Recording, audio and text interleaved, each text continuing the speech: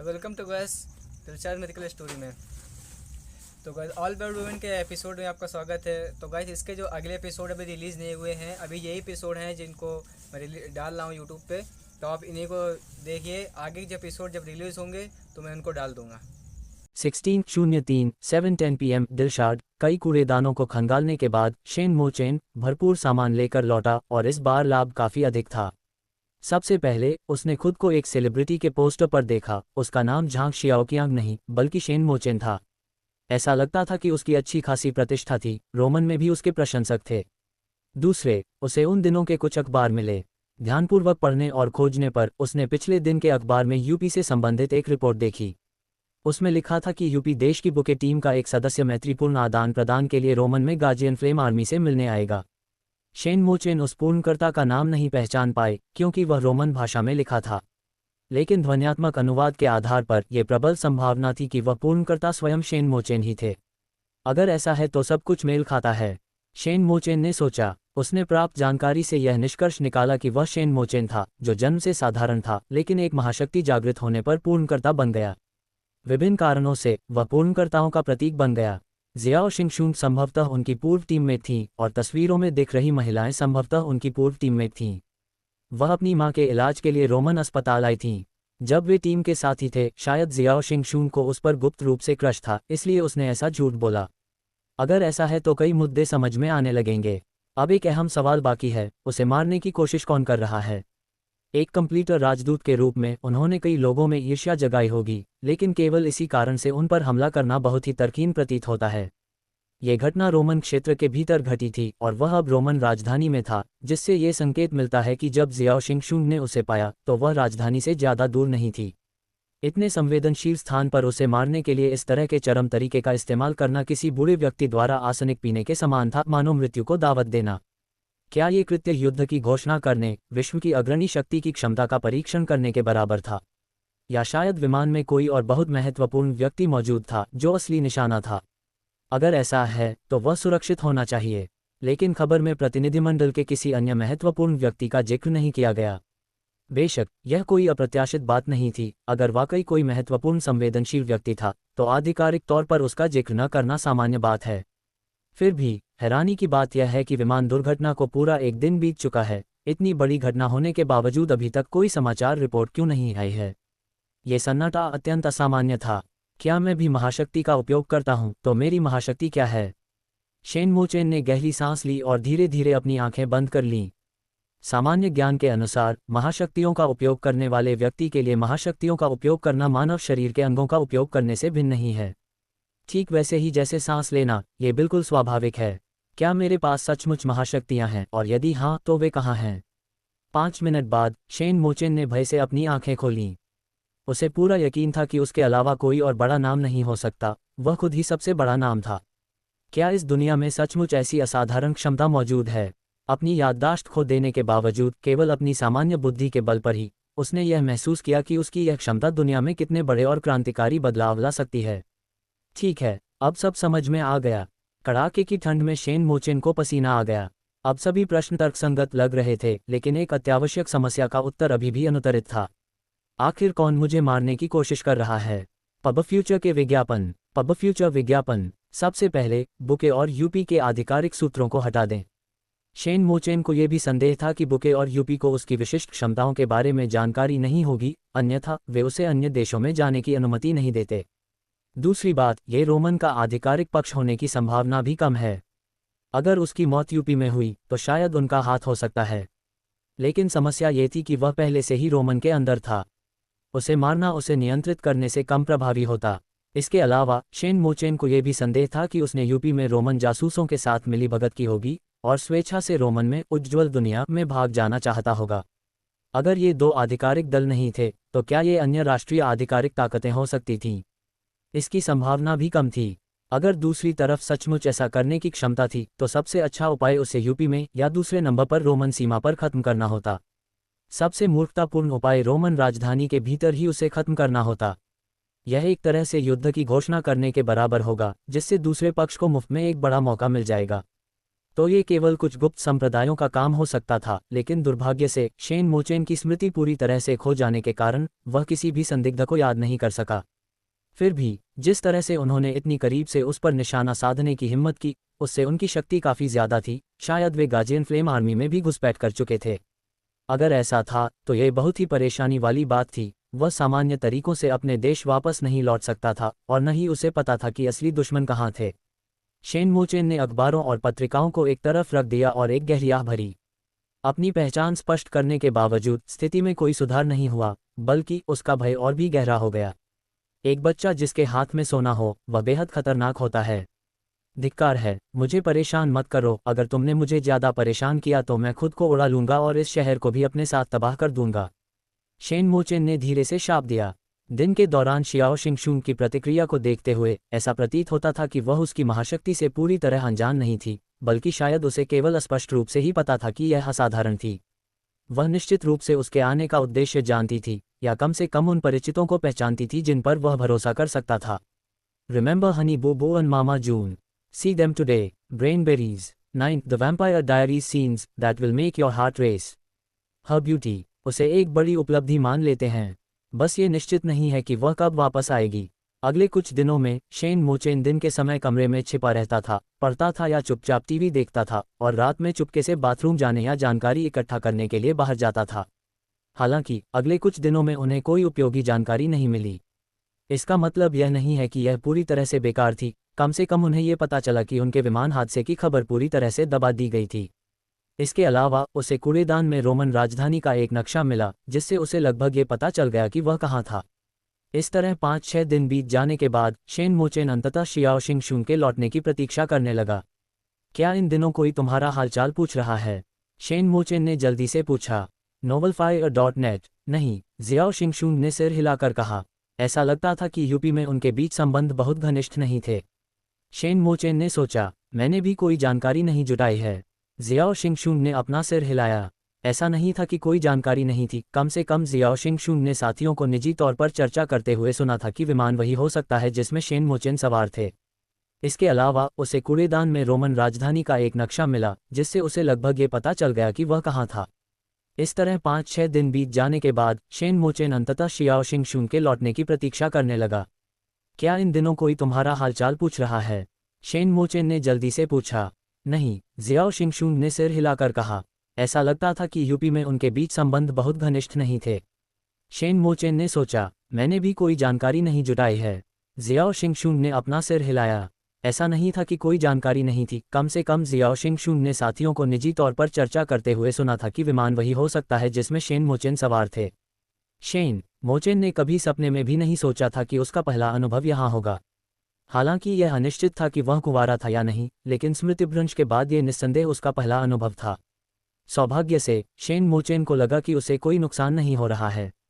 Shao शिंगशुन के बारे में उसे सरल शब्दों में कहें तो वह एक देवदूत जैसी सूरत और शैतानी शरीर वाली स्त्री थी। इसलिए 3 सेकंड तक हिचकिचाने के बाद शेन मोचेन ने निर्णायक फैसला लिया। पहली बात तो ये थी कि अब उसे शियाओ शिंगशुन पर निर्भर रहना था, इसलिए वह उसे नाराज करने का जोखिम नहीं उठा सकता था।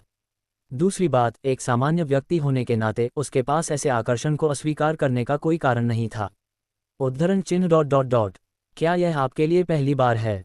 शेन मोचेन अचानक चिल्ला उठा, लेकिन शियाओ शिंगशुन ने कोई जवाब नहीं दिया। उसने केवल आंसुओं से भीगे चुंबन से शेन मोचेन के होठों को सील कर दिया। हालांकि यह शियाओ शिंगशुन का पहला अनुभव था, फिर भी उसने बाघों से न डरने वाले नवजात बछड़े की तरह निडरता दिखाई और शेन मोचेन पर सवार होकर ऐसे आगे बढ़ी जैसे कोई घुड़सवार सेना उन्माद में हमला कर रही हो। शेन मोचेन को पूरा यकीन था कि शियाओ शिंगशुन को इससे कोई आनंद नहीं मिल रहा था, लेकिन उसे इसकी परवाह भी नहीं थी। ऐसा लग रहा था मानो वह किसी बात को जाहिर कर रही हो। हालांकि शेन मोचेन को खुद नहीं पता था कि वह क्या थी। वह अंतरंगता के सुख का आनंद नहीं ले रही थी, बल्कि एक आत्मघाती प्रयास कर रही थी। न जाने कितने लंबे समय तक पागलपन झेलने के बाद जियाओ शिंगशुन आखिरकार खुद को संभाल नहीं पाए और कमजोरी से शेन मोचेन पर गिर पड़ी। तभी शेन मोचेन को याद आया कि रोमन आने से पहले उसकी और शियाओ शिंगशुन की तस्वीर में उसकी आंखें ऐसी नहीं थीं। तस्वीर में उसके चेहरे पर उम्मीद और थोड़ी शर्मिंदगी झलक रही थी, लेकिन अब उसकी आंखें एक निर्जीव स्थिर जल की तरह सन्नाटे से भरी हुई थीं। शेन मोचेन ने चुपचाप रजाई को शियाओ शिंगशुन के चारों ओर लपेट दिया, जो जल्दी ही उसकी बाहों में सो गई। अगली सुबह शेन मोचेन नींद से जागा, लेकिन शियाओ शिंगशुन अभी भी सो रही थी। उसका फ़ोन एक तरफ रखा था। शेन मोचेन ने कुछ देर सोचा, लेकिन उसे न उठाने का फैसला किया। शियाओ शिंगशुन के स्वभाव को देखते हुए उसने अपने फ़ोन पर पासवर्ड जरूर लगाया होगा। उसने शियाओ शिंगशुन की मनमोहक आकृति को अपनी बाहों में थाम रखा था। सहज रूप से उन पर्वतीय वक्रों को सहलाने की इच्छा हो रही थी, लेकिन तर्क ने उसे रोक दिया। शायद किसी प्रकार की अंतरात्मा के कारण। कुछ देर बाद जियाओ शिंगशुन धीरे धीरे जाग उठी। उसने शेन मोचेन को हैरानी भरी नज़रों से देखा और कुछ ही पल में उसकी आंखों से हैरानी गायब हो गई। शरीर के दर्द को सहते हुए वह उठी और चुपचाप कपड़े पहने। उसका ऊपरी शरीर खुला हुआ था, जो शेन मोचेन की आंखों को दिखाई दे रहा था, फिर भी वह उदासीन लग रही थी। ऐसा लग रहा था मानो वे दोनों प्रेमी हों, जिन्हें एक दूसरे के शरीर को देखने की परवाह कम ही थी। उसने कपड़े पहने और धीरे धीरे बिस्तर से उठी। शेन मोचेन भी उसके पीछे पीछे कपड़े पहनने के लिए उठी। चादर पर खून के धब्बे देखकर शेन मोचेन को पिछली रात से ही शक था। शायद शियाओ शिंगशुन ने कल रात खुशी का अनुभव नहीं किया, लेकिन शेन मोचेन ने निश्चित रूप से किया। हालांकि शियाओ शिंगशुन के अराजक हमले के कारण वह पूरी तरह से संतुष्ट नहीं था। जियाओ शिंगशुन ने इस बात को पूरी तरह से नज़रअंदाज कर दिया। शेन मोचेन ने थोड़ी देर सोचा और फिर पूछा, क्या ये तुम्हारा पहली बार था? नहीं, बस बहुत समय हो गया है जब मैंने ऐसा किया था, जियाओ शिंगशुन ने ठंडे लहजे में जवाब दिया। वह निश्चित रूप से झूठ बोल रही थी, फिर भी शेन मोचेन ने उसका पर्दाफाश नहीं किया। मैं थोड़ी देर के लिए बाहर जा रही हूँ, तुम घर पर ही रहो, जियाओ शिंगशुन ने कहा। आप कहाँ जा रहे हैं? किसी मरीज से मिलने जाना। पब फ्यूचर के विज्ञापन। पब फ्यूचर विज्ञापन। शेन मोचेन ने और कुछ नहीं पूछा। शाम को जियाओ शिंगशुन शेन मोचेन के लिए एक पूरा भुना हुआ मुर्गा लेकर लौटी। इतना भव्य। शेन मोचेन मुस्कुराया, मरीज कैसा है? अभी भी वही हाल है, पैसे से काम चल जाएगा। जियाओ शिंगशुन ने लापरवाही से रसीद को अलमारी में रख दिया। आजकल तो ऐसा ही है, पैसा जिंदगी खरीद सकता है। शेन मोचेन ने एक बड़ी सहजन की डंडी तोड़कर शियाओ शिंगशुन के कटोरे में डाल दी। क्या अब भी पर्याप्त पैसा है? जियाओ शिंगशुन कुछ नहीं बोली, बस उसने अपना सिर नीचे किया और ड्रमस्टिक को जोर से काट लिया। ड्रमस्टिक खत्म करने के बाद शियाओ शिंगशुन ने कहा, मुझे जल्द ही टीम में वापस लौटना होगा। इतनी जल्दी? शेन मोचेन ने पूछा, मुझे लगा था कि आपकी लंबी छुट्टियां थीं। विशेषकर इसलिए क्योंकि आज महान ली महीना था, जिसे सतह पर सबसे अधिक आराम का समय माना जाता है। क्योंकि मुझे ओवरटाइम काम करना है, जियाओ शिंगशुन ने कहा। फिर शेन मोचेन के होठों पर जोर से चुंबन किया, जिससे भुने हुए चिकन जैसी मीठी खुशबू वाला चुंबन का निशान बन गया। कब तक लौटेगी? शायद आधे महीने में। एवरी टाइम किम के treaded the red carpet for a script. Brainberries. 9 the Vampire Diaries scenes that will make your heart race. Her beauty. तो कृपया मेरे लिए वहाँ की स्थिति की जांच कर लें। यदि संभव हो तो दूसरों से भी पूछने में मेरी मदद करें, शेन मोचेन ने कहा। ठीक है। जियाओ शिंगशुन ने मौखिक रूप से सहमति जताई और घर से निकलने के लिए मुड़ गई। शेन मोचेन ने शियाओ शिंगशुन की दूर जाती हुई आकृति को देखा और गहरी सांस ली। शियाओ शिंगशुन को शायद ज़्यादा जानकारी नहीं थी, लेकिन उसके पास यूसी जैसे लोगों से संवाद करने के कुछ तरीके जरूर होंगे। हालांकि हो सकता है कि वह ऐसा करने को तैयार न हो। उसने तो खुद को फ़ोन तक नहीं दिया, इस डर से कि कहीं वह ऑनलाइन जाकर दूसरों से संपर्क न कर ले। शेन मोचेन ने फोटो फ्रेम उठाया और उस तस्वीर को देखा जिसे शियाओ शिंगशुन ने लगाया था। तस्वीर में 5 लड़कियां थीं, जिनमें से प्रत्येक बेहद खूबसूरत थी और शियाओ शिंगशुन भी उनमें से एक थी। शेन मोचेन ने तस्वीर को काफ़ी देर तक निहारा और उसमें उसकी आंखों में दिख रही हल्की थकान को महसूस किया, हालांकि वह थकान वर्तमान थकान से कहीं कम थी। उसे याद आया कि पिछली रात शियाओ शिंगशुन के आंसू उसके चेहरे पर गिरे थे। क्या ये पहली बार के दर्द के कारण था या बस असहनीय दर्द के कारण? एक हल्की आह भरते हुए शेन मोचेन ने तस्वीर नीचे रख दी और कुछ देर तक शांत टेलीविजन को देखता रहा। हमेशा की तरह खबरों में हवाई दुर्घटना से संबंधित कोई रिपोर्ट नहीं थी। देर रात शेन मोचेन ने एक बार फिर भेष बदला और बाहर निकल गया। कई दिनों की खोजबीन के बाद शेन मोचेन आसपास के कूड़ेदानों में मिलने वाली ताज़ा चीज़ों का इस्तेमाल करना अच्छी तरह सीख चुका था। वह जल्दी से दिन के अखबार ढूंढ लेता था और यहाँ तक कि बिना खुले हुए स्नैक्स और पेय पदार्थ भी उठा लेता था। इन सब कामों को पूरा करने के बाद उसे कूड़ेदानों में से सामान ढूंढने की अपनी प्रतिभा पर और भी अधिक गर्व महसूस होने लगा। अपने निवास पर लौटकर शेन मोचेन ने उस दिन का अखबार पढ़ा, लेकिन उसे अभी भी कोई विशेष उपयोगी जानकारी नहीं मिली। मूल अध्यायों के लिए n0v3l.fire.net पर जाएं। इन दिनों भी कोई खास प्रगति नहीं हुई। अगर कोई प्रगति हुई भी तो वह शेन मोचेन की रोमन भाषा पढ़ने की क्षमता में तेजी से सुधार थी। पहले तो अखबार पढ़ते समय भी उसे शब्दकोश की जरूरत पड़ती थी, लेकिन अब अपरिचित शब्दों का सामना करने पर भी वह बिना शब्दकोश के उनका अर्थ सटीक रूप से समझ लेता था। अगले 10 से अधिक दिनों तक शेन मोचेन गुप्त और रहस्यमय बना रहा। फिर भी उसकी रात्रिकालीन खोज का दायरा बहुत बढ़ गया, यहाँ तक कि उसने दिन में सोने और रात में बाहर निकलने की दिनचर्या भी बना ली। पूरी रातें भटकने और खोजबीन करने में बिताता था और भोर होने पर वापस सो जाता था। धीरे धीरे उन्होंने कुछ किलोमीटर के दायरे में आने वाले सभी क्षेत्रों का मानचित्रण कर लिया। जहां वह अब रहता था वह रोमन राजधानी सेंट मैरी सिटी के भीतर दूरस्थ नहीं माना जाता था और सेंट मैरी सिटी के सबसे अच्छे अस्पताल के करीब था। हालांकि यह इलाका एक ऐतिहासिक पुराना शहर था, इसलिए ये देखने में काफ़ी पुराना लगता था। 3 किलोमीटर दूर सेंट मैरी सिटी का सबसे प्रसिद्ध रात्रि स्वर्ग था, जो अपनी विलासितापूर्ण जीवन शैली और भौतिकवाद के लिए कुख्यात था। सुंदर महिलाओं और मशहूर हस्तियों की भरमार थी। यह एक ऐसी जगह थी जो केवल उच्च प्रतिष्ठा और धनवान लोगों के लिए ही वहनीय थी, विलासिता का एक चरम स्वर्ग। बेशक फिलहाल इसका शेन मोचेन से कोई लेना देना नहीं था। 10 दिन और बीत गए और जियाओ शिंगशुंग फिर लौट आए। इस बार बिना कुछ कहे उसने शेन मोचेन को नीचे गिरा दिया और उसे काट लिया। वह शेन मोचेन के साथ मजे के लिए नहीं बल्कि बदला लेने और खुद को बर्बाद करने के लिए ऐसा कर रही थी। हालांकि शेन मोचेन शियाओ शिंगशुंग को थोड़ा बेहतर महसूस कराना चाहता था, लेकिन वह उदासीन बनी रही, खुद ही बेकाबू होकर घूमती रही और फिर शेन मोचेन पर गिर पड़ी। शेन मोचेन ने शियाओ शिंगशुंग को प्यार से गले लगाया और कहा, क्या तुम्हारी माँ अस्पताल में है? मैंने मेडिकल रिकॉर्ड देखे हैं। शियाओ शिंगशुंग कुछ पल चुप रही। इसका तुमसे कोई लेना देना नहीं है। इसका मुझसे क्या लेना देना नहीं है? मैं तुम्हारा आदमी हूँ, तुम मेरी औरत हो। शेन मोचेन ने धीरे से शियाओ शिंगशुंग की कमर सहलाई और उसके चेहरे पर बहते आंसुओं को चूम लिया। हे जियाओ शिंगशुंग खुद को 2 बार हंसने से नहीं रोक सकी। उसे समझ नहीं आ रहा था कि यह आत्मोपहास था या मजाक। तुम्हें क्या पता? मुझे पता है कि आपको पैसों की जरूरत है। तो क्या हुआ? इससे तुम्हारा कोई लेना देना नहीं है। जियाओ शिंगशुंग ने बार बार इसी बात पर जोर दिया। आप इस समय बहुत बड़े खतरे में हैं। कुछ क्षणों की चुप्पी के बाद शेन मोचेन ने कहा, क्या तुम खुद खतरे में नहीं हो? तुम्हें कौन मारना चाहता है यह कोई नहीं जानता। मुझे लगता है कि आजकल आप में आत्मविनाश की प्रवृत्ति बढ़ रही है। मुझे आपकी चिंता है। आप जैसे वॉचर्स हमेशा राक्षसों से लड़ते रहते हैं, ये बहुत खतरनाक है। जियाओ शिंगशुंग की आवाज़ में व्यंग्य बढ़ता जा रहा था। चिंता मत करो, मेरे पट्टे की अवधि अभी 6 महीने है। तुम अगले 6 महीने तक मेरे घर में छिप सकते हो। शेन मोचेन ने बेपरवाही से सिर हिलाया। मेरा मतलब वो नहीं है। अगर तुम युद्ध में मर जाओगे तो तुम्हारी माँ की देखभाल कौन करेगा? शियाओ शिंगशुंग का शरीर कांप उठा और लंबे मौन के बाद उसने दृढ़ता से कहा, अगर मैं मर जाऊं तो मुझे इतनी परवाह नहीं रहेगी। मृत्यु मुक्ति का साधन नहीं होनी चाहिए। शेन मोचेन ने कहा, मैं मरना नहीं चाहता, मैं जीना चाहता हूं। बेशक तुम जीना चाहते हो। जियाओ शिंगशुंग ने ठंडे लहजे में उपहास किया। आखिरकार तुम्हारा जीवन मेरे गली मोहल्ले के जीवन से बिल्कुल अलग है। अगले दिन जियाओ शिंगशुंग अस्पताल नहीं गई। इसके बजाय वह शेन मोचेन के साथ बिस्तर पर करवटें बदलती रही, केवल पूरी तरह थक जाने पर ही आराम करती, फिर काम जारी रखती। क्या तुम आज चाची से मिलने नहीं जा रहे हो? शेन मोचेन ने पूछा। जब तक पैसा है तब तक सब ठीक है। शाम को जियाओ शिंगशुंग थके हारे शरीर के साथ फिर से चली गई। सौभाग्य से दोपहर तक शेन मोचेन ने धीरे धीरे आगे बढ़कर उसे कुछ सुखद अनुभव दिए। इस बार जियाओ शिंगशुंग 7-8 दिनों के लिए ही लौटी। वह एक बार अस्पताल गई, फिर शेन मोचेन के साथ उसका एक और बेफिक्र समय बीता। मैं जा रही हूँ, जियाओ शिंगशुंग ने कहा। अपना ख्याल रखना। शेन मोचेन ने उसे जाते हुए देखा। शियाओ शिंगशुंग ने सिर हिलाया और नोट कैंप में लौट गई, जहाँ हमेशा की तरह कोई भी उसका स्वागत करने नहीं आया। उसे इसकी आदत हो चुकी थी। वह थकी हारी सोफे पर बैठी थी, शाम की गर्माहट को याद कर रही थी, जो उसकी एकमात्र यादगार स्मृति थी।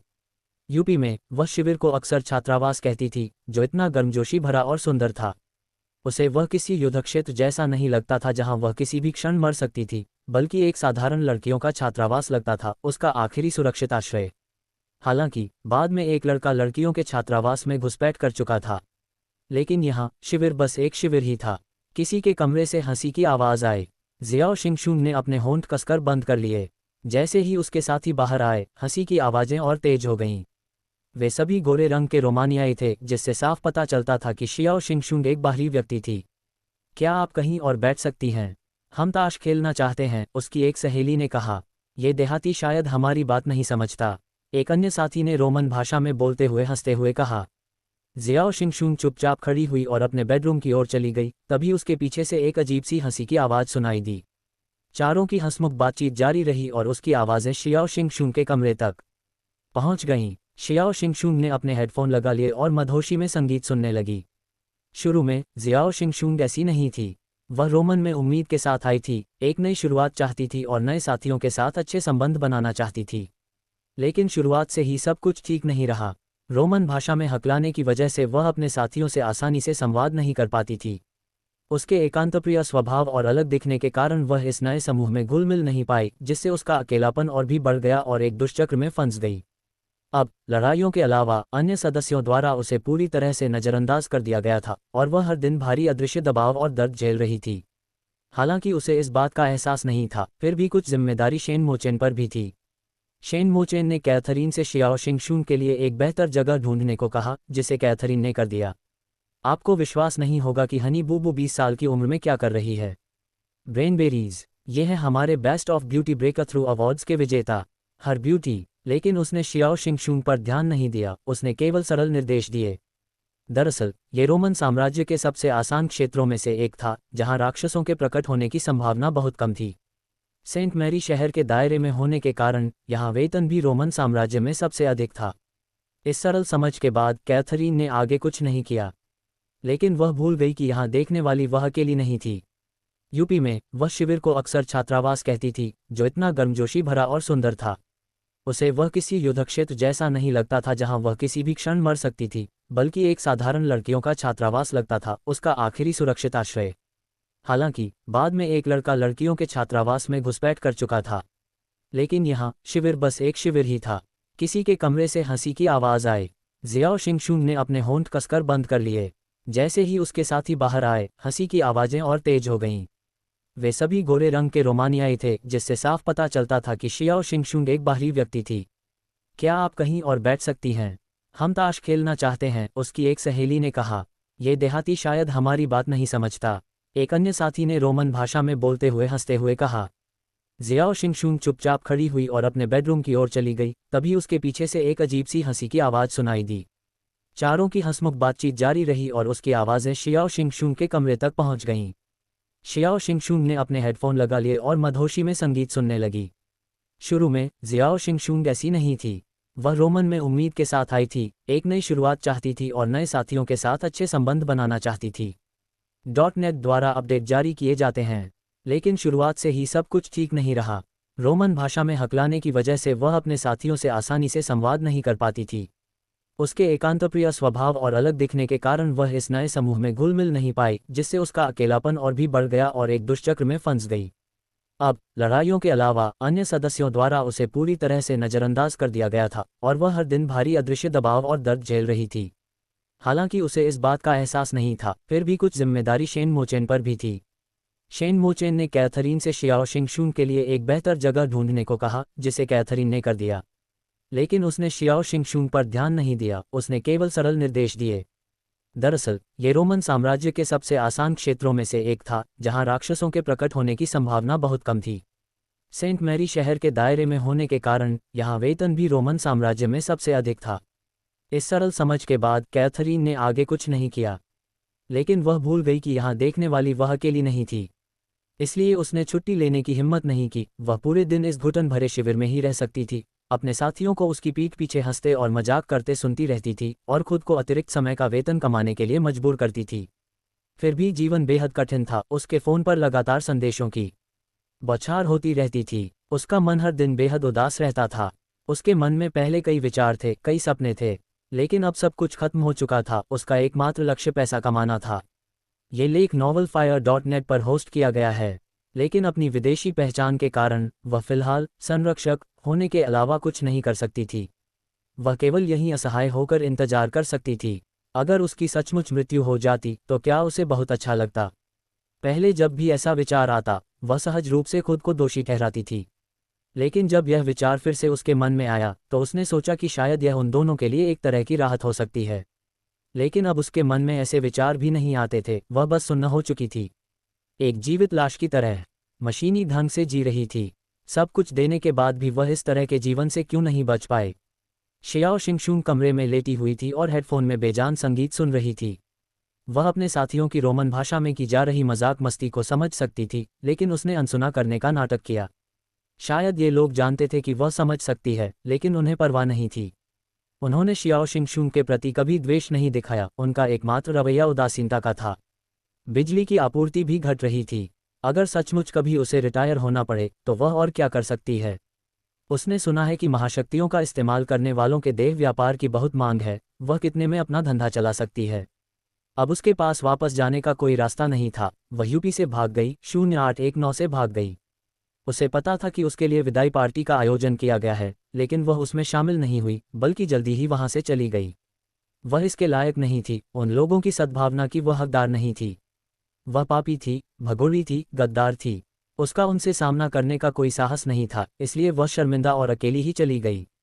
उसने अपराध बोध से भरे मन से अपने सभी दोस्तों को डिलीट कर दिया। अब वह पूरी तरह से अकेली थी। पब फ्यूचर विज्ञापन। इसलिए जब उसने शेन मोचेन को देखा तो शियाओ शिंगशून के दिल में उमड़ी खुशी का कोई वर्णन नहीं था। ये जानने के बाद कि उसकी याददाश्त चली गई है, उसने आवेग में आकर एक बेहद साहसिक निर्णय लिया।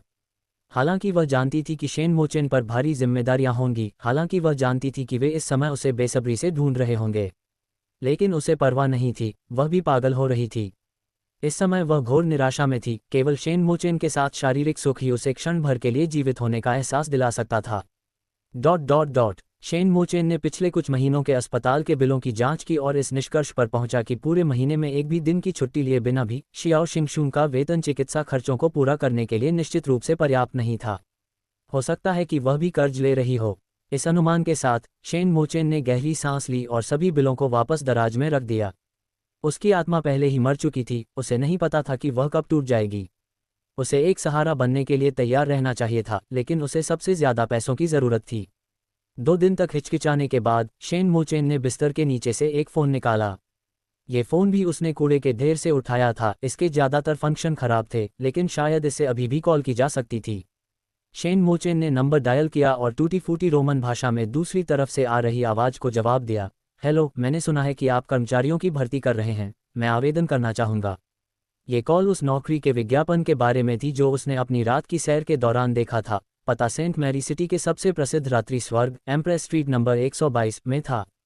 इन दिनों में उसने जो कुछ भी जाना, उससे ये पता चला कि यह 122वीं गली के सबसे आलीशान नाइट क्लबों में से एक था। काफ़ी सोच विचार के बाद शेन मोचेन समझ गया कि वह इस तरह शियाओ शिंगशून की गिरफ्त में रहकर गुजारा नहीं कर सकता। शियाओ शिंगशून उसे जाने नहीं देगी और उसकी मौजूदा हालत को देखते हुए वह उससे भी जल्दी भड़क सकती है।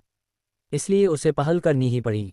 उनसे संपर्क करने के बाद 2 दिन और बीत गए। शेन मोचेन ने कुछ ठीक ठाक कपड़े पहने जो उसने इधर उधर से इकट्ठा किए और थोड़े साफ सुथरे किए, अपने सिर और चेहरे को कसकर लपेटा और 122वीं गली की ओर चल पड़ा। वह काफ़ी देर तक चलता रहा और आखिरकार 122 नंबर के इलाके में पहुंचा। Pub future ads. उनकी उम्मीदों के विपरीत नंबर 122 में वह चहल पहल वाला दृश्य नहीं था जिसकी उन्होंने कल्पना की थी, बल्कि पूरी सड़क बेहद शांत थी और सतही तौर पर देखने पर कुछ हद तक सुनसान भी लग रही थी। अगर चुपचाप आती जाती लग्जरी कारों की आवाज़ न होती तो शेन मोचेन को कभी विश्वास नहीं होता कि यह वही पौराणिक धन भरा स्वर्ग है। नमस्कार, क्या आप मुझे बता सकते हैं कि पैराडाइज क्लब कहाँ है? मैं नौकरी के इंटरव्यू के लिए यहाँ आया हूँ। शेन मोचेन ने रेस्तरां के प्रवेश द्वार पर खड़े एक वेटर से विनम्रतापूर्वक पूछा। उस व्यक्ति ने शेन मोचेन को अजीब नज़र से देखा, लेकिन फिर भी रास्ता बता दिया। अगर आप युवा मालिक बनकर आए हैं तो अपना चेहरा क्यों छुपा रहे हैं? शेन मोचेन के जाने के बाद वेटर ने कुछ तिरस्कार के साथ नाक सिकुड़ी। 122वीं गली में कोई संकेत नहीं थे, लेकिन अपनी अद्भुत याददाश्त के दम पर शेन मोचेन ने वेटर द्वारा दिए गए मोटे मोटे निर्देशों से पैराडाइज क्लब को ढूंढ लिया।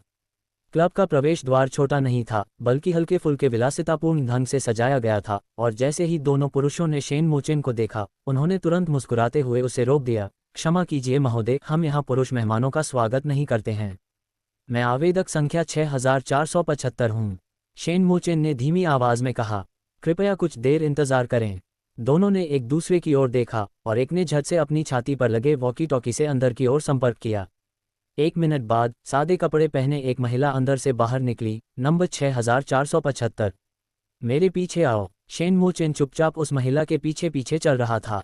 उसकी सादगी भरी वेशभूषा के बावजूद उसके गले और कलाई पर सजे आभूषण उच्च गुणवत्ता के थे। वे सुरक्षा द्वार से गुजरे, लिफ्ट ली और सीधे 5वीं मंजिल पर चले गए। उस महिला ने शेन मोचेन की ओर देखते हुए कहा, अब आप अपना चेहरा दिखा सकते हैं। यहाँ राष्ट्रीयता की कोई सख्त आवश्यकता नहीं है। हर देश के पुरुषों में अपना अलग आकर्षण होता है। वास्तव में बहुत सी लोग आप जैसे आकर्षक युवा पुरुषों को पसंद करते हैं। शेन मोचेन चुप रहे। महिला हंस पड़ी। अभी भी शर्मा रहे हो क्या? वैसे भी इंटरव्यू के दौरान तुम्हें अपना चेहरा दिखाना ही पड़ेगा, या तुम्हें रोमन भाषा समझ नहीं आती? मैं इसे इंटरव्यू के दौरान दिखाऊंगा, शेन मोचेन ने धीरे से जवाब दिया। अगर तुमने ये काम करने का फैसला कर लिया है तो इतना शर्मीला मत बनो। हालांकि कुछ बड़ी बहनों को शर्मीले लड़के पसंद होते हैं, लेकिन वे जल्द ही इससे ऊब जाएंगी, महिला ने चिढ़ाते हुए कहा। शेन मोचेन चुप रहा, जिससे महिला थोड़ी नाराज हो गई। हालांकि साक्षात्कार अभी शुरू नहीं हुआ था, लेकिन उसे पूरा यकीन था कि उसके जैसा लड़का साक्षात्कार में पास नहीं हो पाएगा। ये पैराडाइज क्लब था, जिसके गुप्त सदस्यों में धनी व्यक्तियों की बेटियों से लेकर ड्यूक की पत्नियां तक शामिल थीं।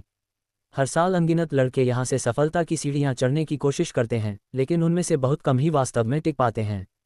उस महिला को इस विदेशी लड़के से कोई उम्मीद नहीं है। ऐसे भद्दे प्रदर्शन के साथ, चाहे वह कितना भी सुंदर क्यों न हो, वह बाहर हो जाएगा। यहाँ सुंदर पुरुषों की कोई कमी नहीं है, न ही भद्दे लड़कों की। बल्कि उन्हें सचमुच अजीबोगरीब लड़कों की जरूरत नहीं है। 5वीं मंजिल पर एक हॉल के बाहर दर्जनों पुरुष पहले से ही साक्षात्कार के लिए कतार में खड़े हैं। हर कोई दिखने में आकर्षक है, किसी सेलिब्रिटी जैसा, लेकिन यहाँ पहुँचते ही उनमें से कोई भी घबराहट से अछूता नहीं है। कुछ की भौहें तन गई हैं, कुछ धीरे धीरे कुछ बुदा रहे हैं, और कुछ आराम का दिखावा कर रहे हैं, लेकिन उनकी अवचेतन बेचैनी उनकी घबराहट को उजागर कर देती है। अरे, यहाँ नकाबपोश सुपरमैन कैसे आ गया? एक अन्य व्यक्ति, जो जाहिर तौर पर एक कर्मचारी था, शेन मोचेन के पास आते हुए हंसता है और उसके धूप के चश्मे और मास्क को हटाने के लिए हाथ बढ़ाता है, लेकिन शेन मोचेन तुरंत उसे रोक देता है। इंटरव्यू के बाद मैं इन्हें उतार दूंगी, शेन मोचेन ने कहा। ओह, मुझे खेद है। वह आदमी क्षण भर के लिए चौंक जाता है, फिर व्यंग्य करता है। ये लड़का पहले राउंड में तो बिल्कुल भी पास नहीं होगा। बेशक उसे शेन मोचेन द्वारा परेशानी पैदा करने की भी चिंता नहीं है। कोई भी आम आदमी 122वीं स्ट्रीट पर परेशानी पैदा करने की हिम्मत नहीं करेगा, जहां सबसे साधारण सी दुकान के पीछे भी अपार शक्ति होती है, इतनी कि कोई भी जीवित रहने की बजाय मर जाना चाहे। शेन मोचेन चुपचाप कतार में खड़ा रहता है, हमेशा की तरह अपना सिर नीचे किए हुए, बिना एक शब्द बोले। साक्षात्कार की प्रगति अपेक्षा से कहीं अधिक तेज थी, औसतन प्रत्येक साक्षात्कार 1 मिनट से अधिक नहीं चल रहा था। जल्द ही शेन मोचेन से आगे कोई नहीं बचा था। नंबर 6475। आखिरकार शेन मोचेन को बुलाया गया। दर्शकों की निगाहों के बीच शेन मोचेन साक्षात्कार कक्ष में प्रवेश करती है। मुझे यकीन है कि उसे 10 सेकंड में बाहर निकाल दिया जाएगा। मैं 5 सेकंड की शर्त लगाता हूं, अगर नहीं तो मैं हैंडस्टैंड करूंगा और मोमबत्ती से अपने गुप्तान को जला लूंगा। मुझे पूरा यकीन है कि उसके साथ उपद्रवी जैसा व्यवहार किया जाएगा और उसे दंडित किया जाएगा। भीड़ में कई उम्मीदवार आपस में मजाक उड़ाते हुए फुसफुसा रहे हैं। यहाँ हर कोई प्रतियोगी है और दूसरों को असफल होते देखकर उन्हें आनंद आता है। शेन मोचेन साक्षात्कार कक्ष में प्रवेश करता है, जहाँ 2 महिला साक्षात्कारकर्ता थोड़ी अधीरता के भावों के साथ आराम से बैठी हैं। मुझे एक वाक्य में समझाओ, मुझे तुम्हें पास करने का कोई कारण बताओ। उनमें से एक ने सहज रूप से बोलना शुरू किया, लेकिन फिर शेन मोचेन के अजीब पहनावे को देखकर वह क्षण भर के लिए स्तब्ध रह गया। क्या आप यहाँ के मालिक हैं? शेन मोचेन ने सबसे पहले पूछा। हम तो नहीं हैं, लेकिन क्या आप अब अपनी टोपी, धूप का चश्मा और मास्क उतार सकते हैं? दूसरी साक्षात्कारकर्ता भौहें चढ़ाती है। ऐसा लगता है कि वही मुख्य साक्षात्कारकर्ता है। शेन मोचेन ने सिर हिलाते हुए कहा, माफ़ कीजिए, मैं केवल आपके बॉस से ही इंटरव्यू ले सकता हूँ, और मैं ये कपड़े केवल उनके सामने ही उतारूंगा। क्या आप उन्हें बुला सकते हैं? अब आप जा सकते हैं। सहायक साक्षात्कारकर्ता ने घृणा से भरे चेहरे के साथ ठंडे लहजे में कहा। वह इन पुरुषों की चालबाजियों की आदी हो चुकी है। हर दिन कई लोग साक्षात्कार के लिए आते हैं और कुछ साक्षात्कारकर्ता का ध्यान आकर्षित करने के लिए चालाकी भरी हरकतें करते हैं। वह इनसे तंग आ चुकी है, बल्कि ऐसी घटिया चालबाजियों से घृणा करती है और उन्हें नज़रअंदाज कर देती है। वह तय करती है कि अगर शेन मोचेन यहाँ रुकने की हिम्मत करता है तो वह तुरंत सुरक्षाकर्मियों को बुला लेगी। लेकिन शेन मोचेन बिना किसी झिझक के जाने के लिए मुड़ जाता है। 1 मिनट रुकिए, मुख्य साक्षात्कारकर्ता ने उसके पीछे से आवाज़ लगाई। शेन मोचेन पीछे मुड़कर देखता है।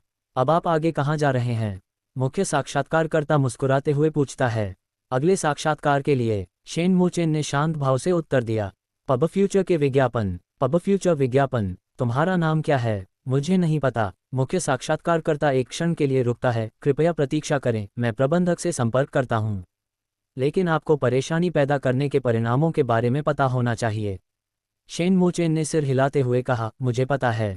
मुख्य साक्षात्कारकर्ता मुस्कुराते हुए प्रबंधक का नंबर डायल करती है और कहती है कि एक विशेष उम्मीदवार है जिसे व्यक्तिगत साक्षात्कार की आवश्यकता है। उसे बाहर निकाल दो, शायद वो सिर्फ एक सुंदर चेहरा है जो खुद को कुछ खास समझता है। हाँ, यहाँ सुंदर चेहरों की कमी तो सबसे कम है। सहायक साक्षात्कारकर्ता ने असंतुष्ट स्वर में कहा। लेकिन क्या आपको नहीं लगता कि वह कुछ ज़्यादा ही शांत हैं? मुख्य साक्षात्कारकर्ता मुस्कुराते हुए कहता है, मैंने इतने आत्मविश्वास से भरे पुरुष को बहुत समय से नहीं देखा है। भले ही एक आम इंसान आत्मविश्वासी हो, लेकिन सुंदर पुरुषों की कतार को निराश होकर जाते हुए देखकर वह घबरा जाएगा। उपन्यास IR.net। लेकिन शेन मोचेन में जाहिर तौर पर वह तनाव नहीं था। वह ऐसे दाखिल हुए जैसे अपने ही घर के पिछवाड़े में टहल रहे हों। इसलिए कुछ पल हिचकिचाने के बाद मुख्य साक्षात्कारकर्ता ने उन्हें एक मौका देने का फैसला किया। क्या होगा अगर वह सिर्फ एक मूर्ख हो? सहायक साक्षात्कारकर्ता पूछता है। अंतर्ज्ञान। मुख्य साक्षात्कारकर्ता कहता है, मुझे नहीं लगता कि वह ऐसा है। सहायक साक्षात्कारकर्ता और कुछ नहीं कहती, क्योंकि मुख्य साक्षात्कारकर्ता ने वाकई अनगिनत पुरुषों के साथ संबंध बनाए हैं और उसकी छठी इंद्री बहुत सटीक है। शायद ये सचमुच कोई आर्थिक तंगी से जूझ रही हस्ती है जो यहाँ चुपचाप कुछ अतिरिक्त पैसे कमाना चाहती है। क्या आप सचमुच अपना नाम नहीं बता सकते? मुख्य साक्षात्कारकर्ता मुस्कुराते हुए पूछता है। मुझे नहीं पता, शेन मोचेन कहते हैं। ठीक है, चूंकि आप बताना नहीं चाहते तो मैं आपको मजबूर नहीं करूंगी। मेरा नाम इरिना सिवाजेवा है। जब आप सफल हो जाएं तो मुझे मत भूलना। शेन मोचेन मुस्कुराता है और कुछ नहीं कहता। कुछ ही देर में एक महिला अंदर आती है। इरिना, क्या ये वही व्यक्ति है जिसका आपने जिक्र किया था? शेन मोचेन उसकी ओर मुड़कर देखती है, जो 30 वर्ष की आयु की एक गोरी सुंदर महिला है, जिसने काले रंग का पेशेवर सूट पहना हुआ है। आपको विशेष रूप से आने के लिए असुविधा के लिए क्षमा करें। इरिना विनम्रतापूर्वक मुस्कुराती है। अगर यह सचमुच कोई अनमोल चीज़ है तो मुझे आपका शुक्रिया अदा करना चाहिए। महिला मुस्कुराती है। क्या आप यहाँ के मालिक हैं? शेन मोचेन ने पूछा। नहीं, मैं इस जगह की मैनेजर हूँ। आप बॉस से नहीं मिलेंगी, लेकिन यहाँ बॉस के अलावा मैं ही सब कुछ संभालती हूँ। वह महिला शेन मोचेन के पास आती है। शेन मोचेन एक पल के लिए हिचकिचाता है, मानो फैसला कर रहा हो, तो क्या आप मुझे नौकरी दे सकते हैं? मैनेजर ने भौहें चढ़ाते हुए कहा, पहले तो मुझे तुम्हारा चेहरा देखना होगा। हर कोई नकाबपोश सुपरमैन में दिलचस्पी नहीं रखता। उद्धरण चिन्ह ... मैं इसे केवल आपको ही दिखा सकता हूँ। शेन मोचेन धीरे से कहता है। ठीक है। मैनेजर ने दोनों इंटरव्यू लेने वालों को जाने का इशारा किया। हमारी मैनेजर थोड़ी उम्रदराज हो सकती हैं, लेकिन वो वाकई में असाधारण शक्तियों वाली हैं, उन्हें गुस्सा मत दिलाना। इरिना मुस्कुराते हुए शेन मोचेन को याद दिलाती है और वहाँ से गुजर जाती है। वे इंटरव्यू हॉल से बाहर निकलते हैं और धीरे से दरवाज़ा बंद कर देते हैं। मैनेजर शांत भाव से चलकर कुर्सी पर बैठ जाती है, मुस्कुराते हुए अपने पैर मोड़ लेती है और कहती है, अब यहाँ कोई और नहीं है। क्या आप मुझे बता सकती हैं कि आप कौन हैं? शेन मोचेन चुप रहता है, पहले अपनी टोपी उतारता है, फिर अपने धूप के चश्मे और मास्क को उतारता है। बहुत खूब। इतना सब कुछ देखने के बाद भी, बार बार तरह तरह के आकर्षक पुरुषों से घिरे होने के बावजूद, इस समय भी मैनेजर खुद को आश्चर्यचकित होने से नहीं रोक पाती है। बहुत खूब। इतना सब कुछ देखने के बाद भी, बार बार तरह तरह के आकर्षक पुरुषों से घिरे होने के बावजूद, इस समय भी मैनेजर खुद को आश्चर्यचकित होने से नहीं रोक पाती है। 16:03 7:13 PM। दिलशाद, क्या तुम मुझे जानते हो? शेन मोचेन ने उलझन में पूछा। मैं तुम्हें कैसे नहीं पहचान पाए? मैनेजर ने उत्साह से शेन मोचेन को गले लगाया और उसके गाल पर एक जोरदार चुंबन दिया। शेन मोचेन थोड़ा नाराज हुआ, हालांकि दूसरी बेहद खूबसूरत थी, लेकिन किसी अजनबी के द्वारा चूमा जाना उसे अच्छा नहीं लगा। फिर भी, उसके लगाए परफ्यूम की खुशबू काफ़ी अच्छी थी। आप यहाँ क्या कर रहे हैं? मैनेजर ने उत्साह से पूछा। शेन मोचेन न केवल यूपी में प्रसिद्ध थे, बल्कि रोमानी भाषी क्षेत्रों में भी उनके काफ़ी प्रशंसक थे। विशेष रूप से तब जब देश के सम्मानित निर्देशक वासिलियविच ने सार्वजनिक रूप से उनके प्रति अपनी प्रशंसा व्यक्त की थी। वासिलियविच का नाम न केवल रोम में, बल्कि विश्व भर में प्रसिद्ध था। वे विश्व के 3 महानतम निर्देशकों में से एक थे और अन्य 2 के देहांत हो जाने के बाद वे एकमात्र जीवित निर्देशक थे। उनके द्वारा फिल्माया गया हर दृश्य एक उत्कृष्ट कृति था और उनकी हर फिल्म ने अंतर्राष्ट्रीय पुरस्कार जीते। यहाँ तक कि उनके साथ काम करने वाला मुख्य अभिनेता पहले भले ही अनजान हो, लेकिन वह अचानक अंतर्राष्ट्रीय सुपरस्टार बन सकता था। सभी शीर्ष सितारे उनके साथ काम करने को अपना सौभाग्य समझते थे, चाहे भूमिका कितनी भी छोटी क्यों न हो। यहाँ तक कि सबसे प्रतिष्ठित रोमन शाही परिवार को भी राजकुमारी के 18वें जन्मदिन के लिए एक लघु फिल्म बनाने के लिए उन्हें आमंत्रित करने के लिए 1 महीने पहले ही अपॉइंटमेंट लेना पड़ा था। लेकिन 1 महीने पहले जब रोमन रॉयल टेलीविज़न ने एक महान निर्देशक का इंटरव्यू लिया, तो उनसे पूछा गया कि वे आगे किसके साथ काम करना चाहते हैं। बिना किसी झिझक के उन्होंने शेन मोचेन का नाम लिया और उन्हें भगवान का आशीर्वाद प्राप्त बालक कहा। उन्होंने कहा कि वे अपनी अंतिम कृति के लिए केवल उन्हीं के साथ काम करना चाहते हैं। इससे रोम में हलचल मच गई, क्योंकि इस निर्देशक ने पहले कभी किसी की इतनी प्रशंसा नहीं की थी। शेन मोचेन एक विदेशी थे और अभिनेता भी नहीं थे। लेकिन इसी वजह से भगवान का आशीर्वाद प्राप्त लड़का रोम के लोगों की नज़रों में छा गया। मुझे नहीं पता, शेन मोचेन ने मासूमियत से सिर हिलाया, फिर भी वह शांत प्रतीत हो रहा था। मैनेजर हैरान रह गया। मुझे कुछ याद नहीं, मुझे नहीं पता कि मैं कौन हूँ या मैं यहाँ क्यों हूँ। लेकिन अब मुझे नौकरी चाहिए, ऐसी नौकरी जिससे अच्छी कमाई हो। शेन मोचेन ने अपने गले में लटके क्रॉस को हल्के से छुआ। क्या आपको भूलने की बीमारी है? मैनेजर चौंक गया। हाँ, शेन मोचेन ने सिर हिलाया। आपको स्मृतिलोप कब से है? 1 महीने में। 1 महीना। मैनेजर गहरी सोच में डूबी हुई थी। अचानक उसे याद आया, यही वो समय होना चाहिए था जब शेन मोचेन सद्भावना दूत के रूप में रोमानी से मिलने आई थीं। इसमें कोई हैरानी नहीं कि उनकी यात्रा को लेकर मीडिया में खबरें आईं, लेकिन फिर कोई जानकारी सार्वजनिक नहीं की गई। क्या तब से उन्हें स्मृतिभ्रंश हो गया था? आखिर हुआ क्या था? तुम पूरे महीने कहाँ थे? मैनेजर ने जल्दी से पूछा। इस सामग्री का स्रोत endwellfire.net है। मैं यहीं कहीं छिपा हुआ हूँ। मुझे धुंधला सा याद आ रहा है कि कोई मुझे मारना चाहता था। मुझे नहीं पता कौन, मैं खुद को प्रकट करने की हिम्मत नहीं कर रहा हूँ। शेन मोचेन ने दर्द भरी अभिव्यक्ति दिखाई। बेचारा लड़का। मैनेजर का दिल टूट गया था। उसने शेन मोचेन को कसकर गले लगा लिया, उसे छोड़ने को तैयार नहीं था। शेन मोचेन के प्रति सहानुभूति और स्नेह होने के बावजूद उसने अपनी स्थिति के कारण जल्दबाजी में कोई निर्णय नहीं लिया। रोमानी में कोई व्यक्ति पूरे 1 महीने तक बिना किसी सुराग के कैसे लापता हो सकता है? यूपी और रोमानी अधिकारियों ने मिलकर इस खबर को दबा दिया था, फिर भी न तो यूपी की ओर से कोई आधिकारिक दबाव बना और न ही सार्वजनिक निंदा हुई, मानो कुछ हुआ ही न हो। बुके के अधिकारियों ने शेन मोचेन की सामग्री को पहले की तरह ही जारी रखना जारी रखा। कोई उसे गायब करना चाहता था, इसके पीछे का कारण जरूर जटिल होगा। क्या वह रोमानी या यूपी समुदाय का कोई व्यक्ति था? अगर वह रोमानी समुदाय का कोई व्यक्ति होता तो यूपी चुप क्यों रहता? अगर यह यूपी का कोई व्यक्ति था तो उन्होंने उसकी सामग्री जारी करना क्यों जारी रखा? सेंट मैरी सिटी के पास एक निजी विमान में विस्फोट होने की स्पष्ट अफवाहें थीं। क्या वह शेन मोचेन का विमान हो सकता था? प्रबंधक के मन में अनेक प्रश्न थे। जितना अधिक वह सोचती, स्थिति उतनी ही जटिल और उसकी समझ से परे प्रतीत होती। और एकमात्र व्यक्ति जो शायद सच्चाई जानता था, शेन मोचेन, अब स्मृतिभ्रंश से ग्रसित था। कम से कम बाहरी रूप से तो ऐसा ही प्रतीत होता था। हालांकि अभी इसकी प्रामाणिकता का पता लगाना संभव नहीं है। प्रबंधक ने शेन मोचेन की स्मृतिलोप को 99% वास्तविक माना। अगर स्मृतिलोप न होता तो वह यहाँ काम करने क्यों आता? यहाँ तक कि सबसे भोले भाले व्यक्ति को भी समझ आ जाता कि यहाँ सिर्फ पेय पदार्थ परोसने से कहीं ज्यादा काम होता है। अगर वह किसी से बचने के लिए स्मृतिभ्रंश का नाटक कर रहा था तो उसके पास जाने के लिए बेहतर जगहें थीं। तुम अच्छी हो, लेकिन मैं फैसला नहीं कर पा रही। मैनेजर ने शेन मोचेन को छोड़ा, उसकी आवाज़ थोड़ी कांप रही थी। मुझे अभी बॉस को फ़ोन करना होगा। क्या आप जानते हैं मैं कौन हूँ? शेन मोचेन ने मासूमियत और विनती भरी निगाहों से उसकी ओर देखा। उसकी निगाहें बर्फीले रेगिस्तान में बहते निर्मल झील की तरह पवित्र थीं। उस पल मैनेजर को लगभग उसे अपने साथ घर ले जाने की तीव्र इच्छा हुई। मुझे पक्का नहीं पता, चलो बॉस के आने का इंतजार करते हैं। लेकिन थोड़े विचार विमर्श के बाद अंततः तर्क ने उस आवेग पर विजय प्राप्त कर ली। उसने घबराकर अपना फ़ोन निकाला और बॉस को फ़ोन किया। मुझे खेद है कि इस समय आपको परेशान कर रहा हूं, लेकिन आशा है कि आप मेरी स्थिति समझेंगे। आज रात एक असाधारण आवेदक आया है और मैं खुद फैसला नहीं कर पा रहा हूं। नहीं नहीं, यह कोई मामूली सेलिब्रिटी नहीं है। नहीं, यह कोई बड़ा नामी सितारा है। आपको यहाँ आकर पता चल जाएगा। मुझे क्षमा करें, मैं इसे फ़ोन पर नहीं समझा सकता। फ़ोन रखने के बाद मैनेजर ने शेन मोचेन को एक बार फिर गहरी और लंबी नज़र से देखा, फिर अपने चेहरे पर सबसे सौम्य मुस्कान बिखेरी। अपनी टोपी, धूप का चश्मा और मास्क पहन लो। मैं तुम्हें अपने कार्यालय ले चलता हूं जहां तुम साफ सफाई करके कपड़े बदल सकते हो। हमारे बॉस थोड़ी देर में तुम्हारा इंटरव्यू लेने आएंगे। शेन मोचेन ने आज्ञाकारी ढंग से टोपी, धूप का चश्मा और मास्क पहना और प्रबंधक के पीछे पीछे साक्षात्कार कक्ष से बाहर निकल गया।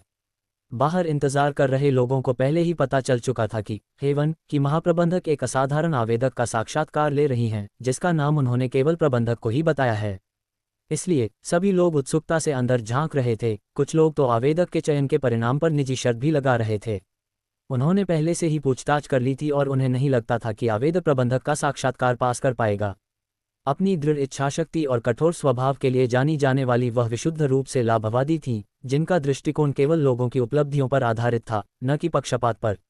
लेकिन उन्हें कभी उम्मीद नहीं थी कि मैनेजर आवेदक के साथ हाथ में हाथ डालकर बाहर आएगा। मैनेजर साहब, क्या मैं जान सकती हूं कि आज भी इंटरव्यू जारी रहेंगे? एलेना ने आगे बढ़कर धीरे से पूछा। जैसी आपकी इच्छा, लेकिन अब से मुझे परेशान मत करना, चाहे आसमान ही क्यों न गिर जाए। मैनेजर ने चिढ़कर उसे जाने के लिए कहा, चेहरे पर एक अंतरंग और यहाँ तक कि खुशामद भरी मुस्कान लिए हुए। जैसी आपकी इच्छा, लेकिन अब से मुझे परेशान मत करना, चाहे आसमान ही क्यों न गिर जाए। मैनेजर ने चिढ़कर उसे जाने के लिए कहा, चेहरे पर एक अंतरंग और यहाँ तक कि खुशामद भरी मुस्कान लिए हुए। शेन मोचेन को मैनेजर द्वारा एक कार्यालय में ले जाया गया। यह एक बेहद आलीशान कार्यालय था, किसी स्वीट की तरह, जिसमें बाथरूम भी था। आप अंदर जाकर फ्रेश हो जाए, बॉस को कुछ और काम है और उन्हें यहाँ आने में शायद 1 घंटा लग जाएगा। मैनेजर ने बाथरूम के दरवाजे की ओर इशारा करते हुए टूटी फूटी यूपी भाषा में कहा, मैं आपके लिए साफ कपड़े ढूंढ देता हूँ। शेन मोचेन ने सिर हिलाया, उसे धन्यवाद दिया, अपनी टोपी, धूप का चश्मा और मास्क उतारा और बाथरूम में चला गया। गूगल पर novelfire.net उपलब्ध है। मैनेजर झटपट कमरे से बाहर निकला, दरवाजे को बाहर से बंद किया और जल्दी से बिना पहने हुए साफ कपड़े ढूंढे, फिर वापस ऑफिस लौट आया। शेन मोचेन अभी भी अंदर नहा रहा था और बहते पानी की हल्की सी आवाज़ सुनाई दे रही थी। मैनेजर दरवाजे के बाहर बेचैनी से इधर उधर घूम रही थी, उसकी उत्तेजना बेकाबू थी। उसे उन दिलकश आंखों और उस मासूम, आकर्षक चेहरे की याद आ रही थी। अनगिनत आकर्षक पुरुषों से सामना कर चुकी वह खुद भी इस पल अपने दिल को धड़कते हुए महसूस कर रही थी।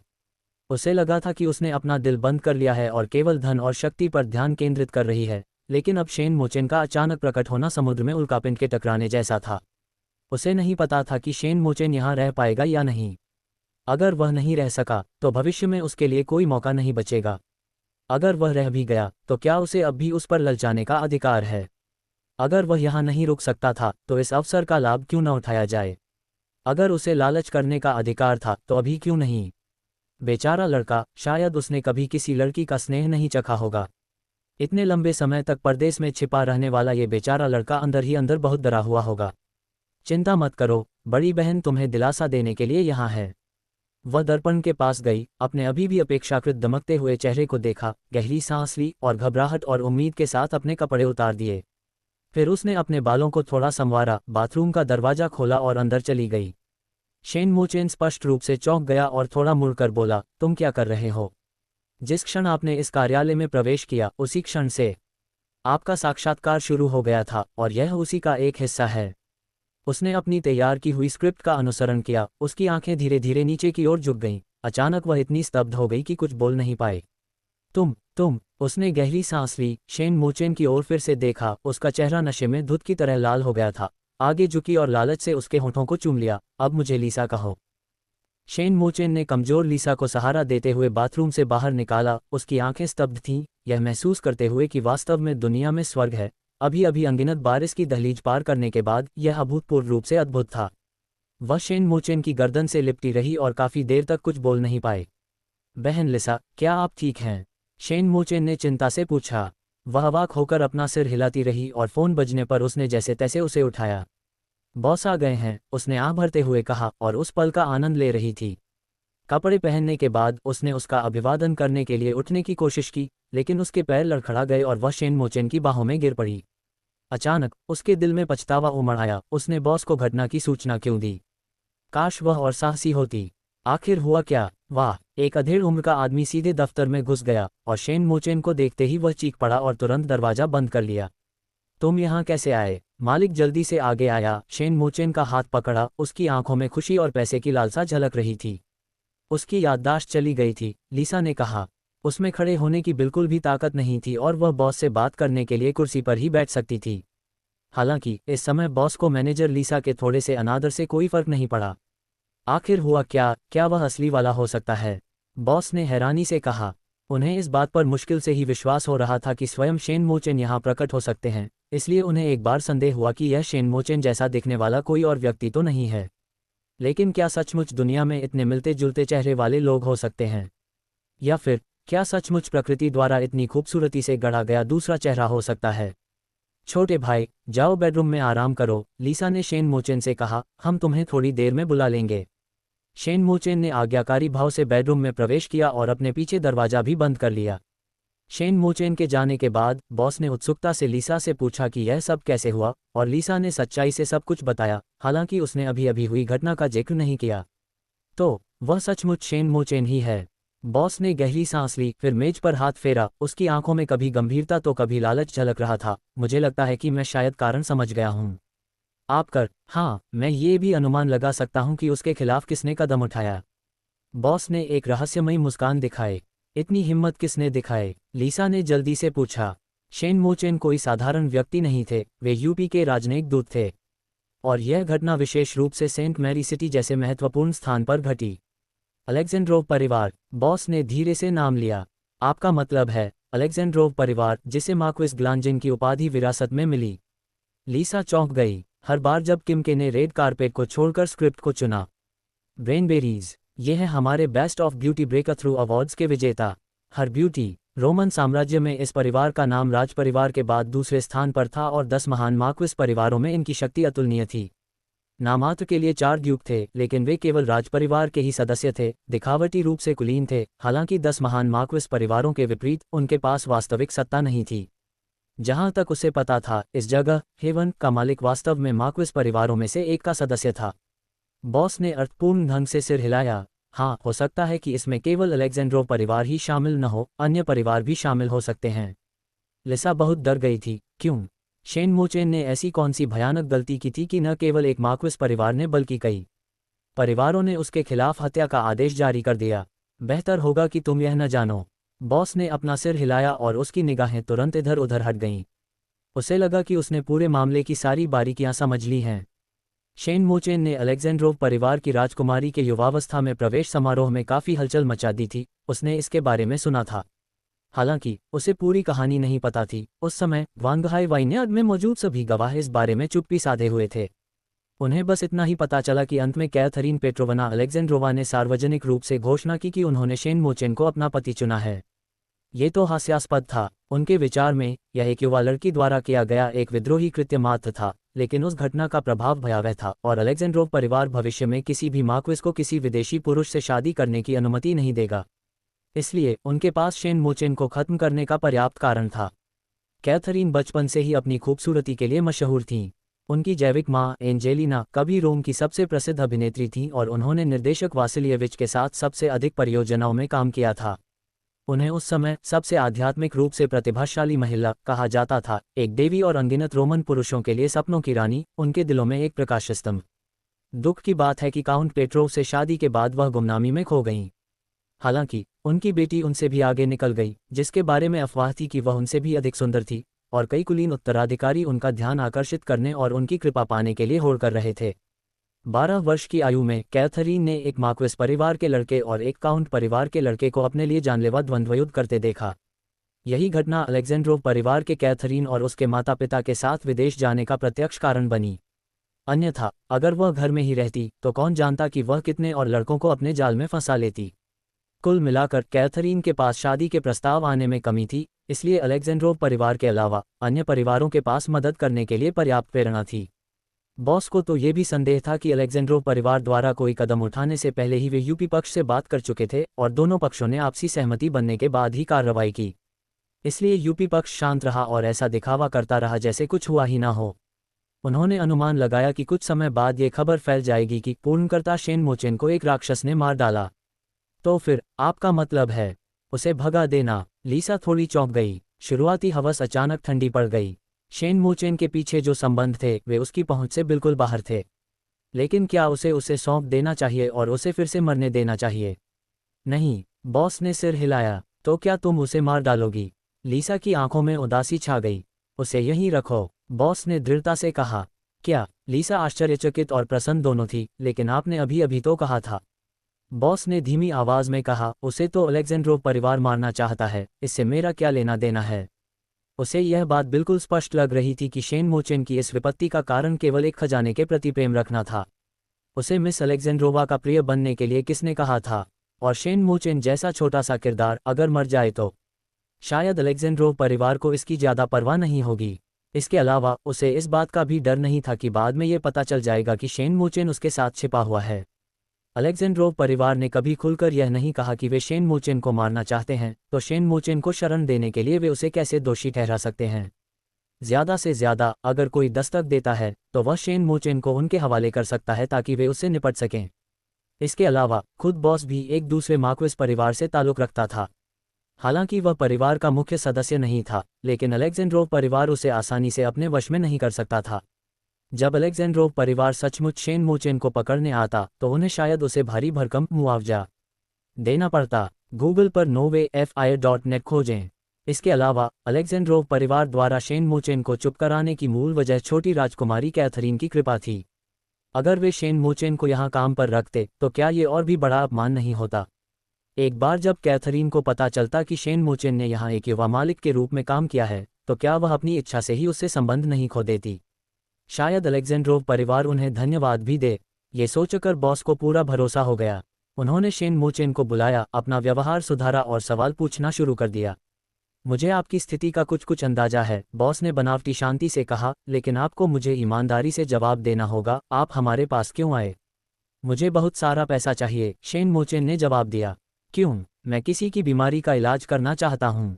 किसका? मेरी प्रेमिका की माँ। आपकी एक प्रेमिका है? वह कहती है कि वह मेरी प्रेमिका है, तो शायद वह है ही। क्या वह प्रेमिका ही है जिसने तुम्हें पिछले कुछ दिनों में अपने साथ रखा है? हाँ। बॉस की निगाहें थोड़ी सी घूमी। उन्होंने सोचा, शेन मोचेन की रोमन में गर्लफ्रेंड कैसे हो सकती है? जरूर किसी ने उसे सुंदर समझा होगा और ये बात फैला दी होगी। वाकई कितनी भाग्यशाली लड़की है। क्या आपको अपनी स्मृति खोने से पहले की कोई बात याद है? बॉस ने फिर पूछा। मुझे कुछ भी याद नहीं है, शेन मोचेन ने सिर हिलाया। बॉस का चेहरा गंभीर हो गया। क्या तुम अपनी पहचान जानना चाहते हो? शेन मोचेन ने गंभीरता से कहा, हाँ। क्या आप जानते हैं कि मैं कौन हूँ? बॉस ने भयावह स्वर में कहा, मैं तुम्हें जानता हूँ, तुम शेन मोचेन हो, यूपी के एक जाने माने व्यक्ति, लेकिन तुमने किसी को नाराज कर दिया है और रोमन में शरण लेने आए हो। लेकिन रोमन में भी तुम्हारे दुश्मन हैं और वे भी तुमसे छुटकारा पाना चाहते हैं। शायद इसीलिए तुम्हारे मन में कोई तुम्हें मारना चाहता है का डर बैठा हुआ है।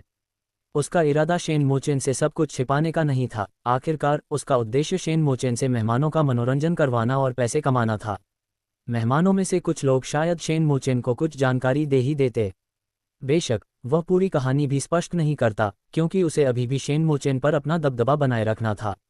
तो मेरा नाम शेन मोचेन है, शेन मोचेन ने बुदबुदाते हुए कहा, मानो वह अभी अभी अपना नाम सीख रहा हो। क्या मैं पूछ सकता हूँ मेरे दुश्मन कौन हैं? शेन मोचेन ने फिर पूछा। मुझे नहीं पता, लेकिन जो लोग कैपिटल सर्कल में विमान विस्फोट कर सकते हैं वे निश्चित रूप से ऐसे लोग होंगे जिन्हें मैं नाराज करने का जोखिम नहीं उठा सकता। बॉस ने धमकी भरे लहजे में सिर हिलाया। जैसा कि उम्मीद थी, शेन मोचेन डर गया और उसका चेहरा तुरंत पीला पड़ गया। तो क्या मैं यहीं रहकर काम नहीं कर सकता? शेन मोचेन ने दयनीय स्वर में विनती की। आह! बॉस ने सिगरेट जलाए। काफी देर बाद सहानुभूति से आह भरी, ये नामुमकिन नहीं है। हालांकि मुझे कुछ जोखिम उठाने पड़ेंगे, लेकिन मैं दयालु व्यक्ति हूँ। मेरा बेटा भी तुम्हारी ही उम्र का है और तुम सचमुच दयनीय हो। क्या आप मुझे अपने यहाँ रख सकते हैं? शेन मोचेन अचानक खुशी से झूम उठा और कृतज्ञता का भाव प्रदर्शित किया। फील्डवर्क में सीधे तौर पर शामिल होने वाली पहली महिला वैज्ञानिकों में से एक। हर ब्यूटी। हर बार जब किमके ने रेड कारपेट को छोड़कर स्क्रिप्ट को चुना। ब्रेनबेरीज। बॉस मन ही मन खुश हुआ। शायद, लेकिन मैं कोशिश करूंगा कि आपको कोई भी सार्वजनिक काम न सौंपूं। आपकी शर्तों के बारे में क्या आप कुछ कहना चाहेंगे? मुझे बहुत सारा पैसा चाहिए, शेन मोचेन ने झिझकते हुए कहा। कितने? बॉस ने थोड़ा भौहें चढ़ा लीं। उद्धरण चिन्ह ... 50,000 प्रति माह। क्या ये ठीक रहेगा? मेरी प्रेमिका की माँ को अपनी जान बचाने के लिए इस पैसे की बहुत ज़रूरत है। 50,000। मालिक की भौहें तन गईं और वह दिल खोलकर हंसे। कोई बात नहीं बेटा, मैं तुम्हें 50,000 दे सकता हूँ। लेकिन तुम्हें पता है 50,000 एक बड़ी रकम है, इसलिए तुम्हें मेरे लिए कम से कम हफ्ते में 5 दिन काम करना होगा। क्या तुम ऐसा कर सकते हो? बिल्कुल कर सकता हूँ, शेन मोचेन ने तुरंत वादा किया, लेकिन जल्दी ही हिचकिचाते हुए कहा। हालांकि मेरी एक और विनती है। बोलना। मैं ये सब चुपके से कर रहा हूँ, मेरी प्रेमिका को पता नहीं है। क्या आप ये पैसा अस्पताल को गुमनाम रूप से दे सकते हैं, जैसे कि यह किसी दयालु अजनबी का दान हो? बॉस ने शेन मोचेन को ध्यान से देखा और कहा, कोई बात नहीं, हालांकि यह थोड़ा मुश्किल है। मुझे लगता है कि मैं इसे बेहतर तरीके से संभाल सकता हूँ। लेकिन अभी मुझे आपसे अस्पताल और मरीज का नाम स्पष्ट रूप से चाहिए। ... वापस आ गए। बॉस दफ्तर में बैठे थे। हाँ, लीसा ने आदरपूर्वक उत्तर दिया। हालांकि उसके पैर कमजोर थे, फिर भी वह शेन मोचेन को वापस खदेड़ने में कामयाब रही। भगवान का आशीर्वाद प्राप्त लड़का केवल 50,000 का होता है, बॉस ने आत्मसंतुष्टि से भरकर दिल खोलकर हंसते हुए कहा। मैंने अभी एक दोस्त से जांच करवाई, रोमन शाही अस्पताल में वाकई ऐसा एक मरीज है जो एक दुर्लभ बीमारी से पीड़ित है और उसका विशेष उपचार चल रहा है। मरीज की बेटी यूपी से आकर यहाँ बसी है और गार्जियन फ्लेम आर्मी में एक महाशक्ति उपयोगकर्ता के रूप में सेवा कर रही है। ये तो मेरे अभी पूछे गए सवाल से मेल खाता है। लीसा हिचकिचाई, लेकिन क्या उसे वापस रखना कुछ ज्यादा नहीं होगा? हाँ, अब तो वो एकदम सहमे हुए पक्षी की तरह हो गया है। यहाँ के अलावा और कहाँ जा सकता है भला? बॉस ने आत्मविश्वास से कहा, अब सबसे जरूरी है उसका भरोसा और सहयोग जीतना, फिर वो आज्ञाकारी होकर हमारा सबसे बड़ा ग्राहक बन जाएगा। वो कल, परसों और उसके अगले दिन भी जरूर आएगा। लिसा ने सिर हिलाया, उसे भी लगा कि शेन मोचेन बुरी तरह डरा हुआ है, उसके पास कोई और विकल्प नहीं बचा है। क्या आपको लगता है कि उसने सचमुच अपनी याददाश्त खो दी है? बॉस ने पूछा, लेकिन लीसा के जवाब देने से पहले ही वह मन ही मन हंसता रहा। चाहे ये सचमुच का भूलने का रोग हो या नकली भूलने का रोग, उसे स्वीकार करने के लिए अब कोई जगह नहीं बची है। इसी बीच लीसा को अलविदा कहने के बाद शेन मोचेन अपने लॉज में वापस आ गया और उसकी आंखों से भोलापन गायब हो गया, उसकी जगह एक रहस्यमय गहराई ने ले ली। अगर वह अपनी महाशक्ति का इस्तेमाल करता तो बेशक वह आसानी से पैसा कमा सकता था, लेकिन अपनी याददाश्त खो देने के बावजूद शेन मोचेन का दिमाग अभी भी पूरी तरह से सक्रिय है। उसकी मौजूदा परेशानी निश्चित रूप से उसकी महाशक्ति से जुड़ी है। इसलिए उसके लिए यही बेहतर होगा कि वह अपनी महाशक्ति को यूं ही प्रकट न करे, या यूं कहें कि किसी भी प्रकार की आक्रामकता या धमकी न दिखाए। वह निश्चित रूप से पूरे सेंट मैरी शहर को उलट पुलट कर सकता है, लेकिन उसका इरादा इस शहर के साथ दफन होने का नहीं है। इसी तरह वह हमेशा के लिए सुरक्षित ठिकाने में नहीं रह सकता। अगर पीछे मौजूद लोगों को लगता है कि वह मरा नहीं है, तो देर सवेर वे शियाओ शिंगशुन को ढूंढ ही लेंगे। भय में डूबे रहने और विनाश की प्रतीक्षा करने के बजाय पहल करना और अस्तित्व के लिए लड़ना बेहतर है। अगर उसके पीछे पड़े लोग उसकी महाशक्ति की वजह से उसे मारना चाहते हैं, तो वे उसे इसी वजह से क्यों नहीं बख्श सकते? वह अपनी अहमियत भली भांति जानता है। एक जीवित शेन मोचेन एक मृत शेन मोचेन से लाखों गुना अधिक मूल्यवान है। उसे विश्वास नहीं है कि जो लोग उसकी मौत चाहते हैं वे उसकी शक्ति नहीं चाहते। अब स्मृति खो चुका शेन मोचेन उसके लिए एक अवसर है, लेकिन फिलहाल वह सड़कों पर खुलेआम नहीं उतर सकता। उसे नहीं पता कि किस पर भरोसा किया जा सकता है, और खुद को जाहिर करने से बहुत सारे लोग उसकी ओर आकर्षित हो जाएंगे। अगर एक पक्ष उसे पकड़ नहीं पाता, तो इस बात की कोई गारंटी नहीं है कि वे गुस्से में आकर उसे खत्म नहीं कर देंगे। उस स्वर्ग की दुकान में छिपने से आखिरकार उसका भेद खुल जाएगा, लेकिन पूरी तरह से नहीं। इसके अलावा इससे उसे अपनी स्मृतिभ्रंश की बात फैलाने और उसकी विश्वसनीयता बढ़ाने का मौका मिलेगा। आखिर अगर यह सचमुच स्मृतिभ्रंश नहीं होता, तो वह एक पुरुष मेजबान क्लब में युवा मालिक के रूप में काम क्यों करता? ये शेन मोचेन के लिए एक नियंत्रणीय सुरक्षा कथन भी है। इसके अलावा वह इससे कुछ जानकारी भी हासिल कर सकता है। अब जियाओ शिंगशुन से उसे और कोई जानकारी मिलने की संभावना नहीं है। दूसरा व्यक्ति एक सामान्य महाशक्ति उपयोगकर्ता होने के नाते जाहिर तौर पर अंदरूनी कहानी के बारे में ज़्यादा नहीं जानता और ज़्यादा मदद भी नहीं कर सकता। शेन मोचेन केवल खुद पर ही भरोसा कर सकता है। बेशक शेन मोचेन के इस चुनाव का एक और महत्वपूर्ण कारण यह है कि शियाओ शिंगशुन को इस समय वास्तव में बहुत अधिक धन की आवश्यकता है। शेन मोचेन देख सकता है कि वह मानसिक रूप से टूटने के कगार पर है और वह उसकी मदद करना चाहता है। वह ठीक से समझा नहीं सकता कि उसे उसके लिए दुख क्यों हो रहा है, लेकिन हो रहा है। क्या इसलिए कि आंखें खोलते ही सबसे पहले उसकी नज़र उसी पर पड़ी, या इसलिए कि वह एक खूबसूरत औरत है, या फिर उसकी उन बेजान आंखों की वजह से? शेन मोचेन अपने फ़ोन से खेल रहा था, जो उसे बॉस ने उपहार में दिया था और जिससे इंटरनेट चलाया जा सकता था। उसे अपनी सार्वजनिक जानकारी तो मिल गई, लेकिन इसके अलावा कुछ और नहीं मिला। दरअसल रोमन में यूपी दूतावास यहाँ से ज़्यादा दूर नहीं है, लेकिन उसे डर है कि जैसे ही वह उसके पास पहुँचेगा, अगले ही पल उस पर गोली चल सकती है। ... तुम वापस आ गए हो, शेन मोचेन ने मुस्कुराते हुए कहा। शाओ शिंगशुन ने चुपचाप सिर हिलाया और सुपरमार्केट से खरीदी गई किराने का सामान मेज पर रख दिया। थका हुआ शेन मोचेन आगे बढ़ा और उसे गले लगा लिया, और जियाओ शिंगशुन बिना किसी ताकत के रुई के गोले की तरह चुपचाप उससे लिपट गई। तुमने बहुत मेहनत की है, मुझे पता है तुम्हारा काम खतरनाक है, शेन मोचेन ने शियाओ शिंगशुन के सिर पर हाथ फेरते हुए कहा, लेकिन सब ठीक हो जाएगा, ज़्यादा परेशान मत हो। आप क्या जानते हैं? जियाओ शिंगशुन अचानक भड़क उठी, उसका गुस्सा फूट पड़ा और वह चीखते हुए शेन मोचेन को धक्का देकर दूर कर दिया। मुझे खेद है, शेन मोचेन ने कहा। शाओ शिंगशुन का गुस्सा अभी शांत नहीं हुआ था। उसने शेन मोचेन को जबरदस्ती बिस्तर पर धकेल दिया और अपने कपड़े फाड़ दिए। सब कुछ समाप्त होने के बाद जियाओ शिंगशुन चुपचाप बिस्तर पर लेटी रही, तंग छत को घूरती रही, जिसके कोने में मकड़ी के जालों की एक परत थी, साथ ही कुछ फफूंदी के धब्बे भी थे। उद्धरण चिन्ह ... मुझे लगा कि मैं अपनी किस्मत बदल सकता हूँ। शाओ शिंगशुन ने अपना सिर घुमाया और अपना चेहरा तकिए में छिपा लिया। उसकी आवाज़ दबी हुई थी, शब्द अस्पष्ट थे। शेन मोचेन ने उसे धीरे से सहलाया और जियाओ शिंगशुन को इससे कोई आपत्ति नहीं हुई। क्या मैंने कुछ गलत किया? उसने दोबारा पूछा, लेकिन इस बार उसने शेन मोचेन से नहीं पूछा। शेन मोचेन चुप रहा और धीरे धीरे उसकी मालिश करता रहा जब तक कि वह धीरे धीरे सो नहीं गई। अप्रत्याशित रूप से स्वर्ग में वास्तव में सीखने के लिए बहुत कुछ है, शेन मोचेन ने सोचा। वह प्रतिदिन एम्प्रेस स्ट्रीट नंबर 122 पर स्थित हेवन नामक स्थान पर जाते थे, जहां वे आधिकारिक कर्तव्यों का पालन नहीं करते थे बल्कि आपातकालीन प्रशिक्षण प्राप्त करते थे। इन दिनों के दौरान उन्होंने कई छोटी छोटी कलाओं में महारत हासिल कर ली, जैसे कि स्पर्श और मालिश के माध्यम से किसी महिला को शांत करना या अन्य भावनाओं को जगाना। यहाँ तक कि उनके यौन कौशल में भी सुधार हुआ है, जिससे वे न केवल आंकड़ों के दीवाने बन गए हैं बल्कि तकनीकी प्रवाह को भी भलीभांति अपना चुके हैं। शायद यही कारण है कि इस बार जियाओ शिंगशुंग ने इतनी अधिक जानकारी प्रकट की और इतनी चैन से सो सकी। मुझे घर जाना है। नींद में जियाओ शिंगशुंग शेन मोचेन को पकड़े हुए सिकुड़कर बैठ गई और कुछ बुदबुदाने लगी। शेन मोचेन ने उसके सोते हुए चेहरे को प्यार से देखा, मानो उसके मन में यादें कौंध रही हों, लेकिन वे क्षणिक थीं। अगले दिन जब जियाओ शिंगशुंग उठी तो उसने आराम से अंगड़ाई ली। उसे लंबे समय से इतनी अच्छी नींद नहीं आई थी। शेन मोचेन पर सिर रखकर उसने हल्की सी मुस्कान बिखेरी, लेकिन कठोर वास्तविकता ने उसे फिर से निराशा के गहरे अंधकार में धकेल दिया। क्या तुम जाग रही हो?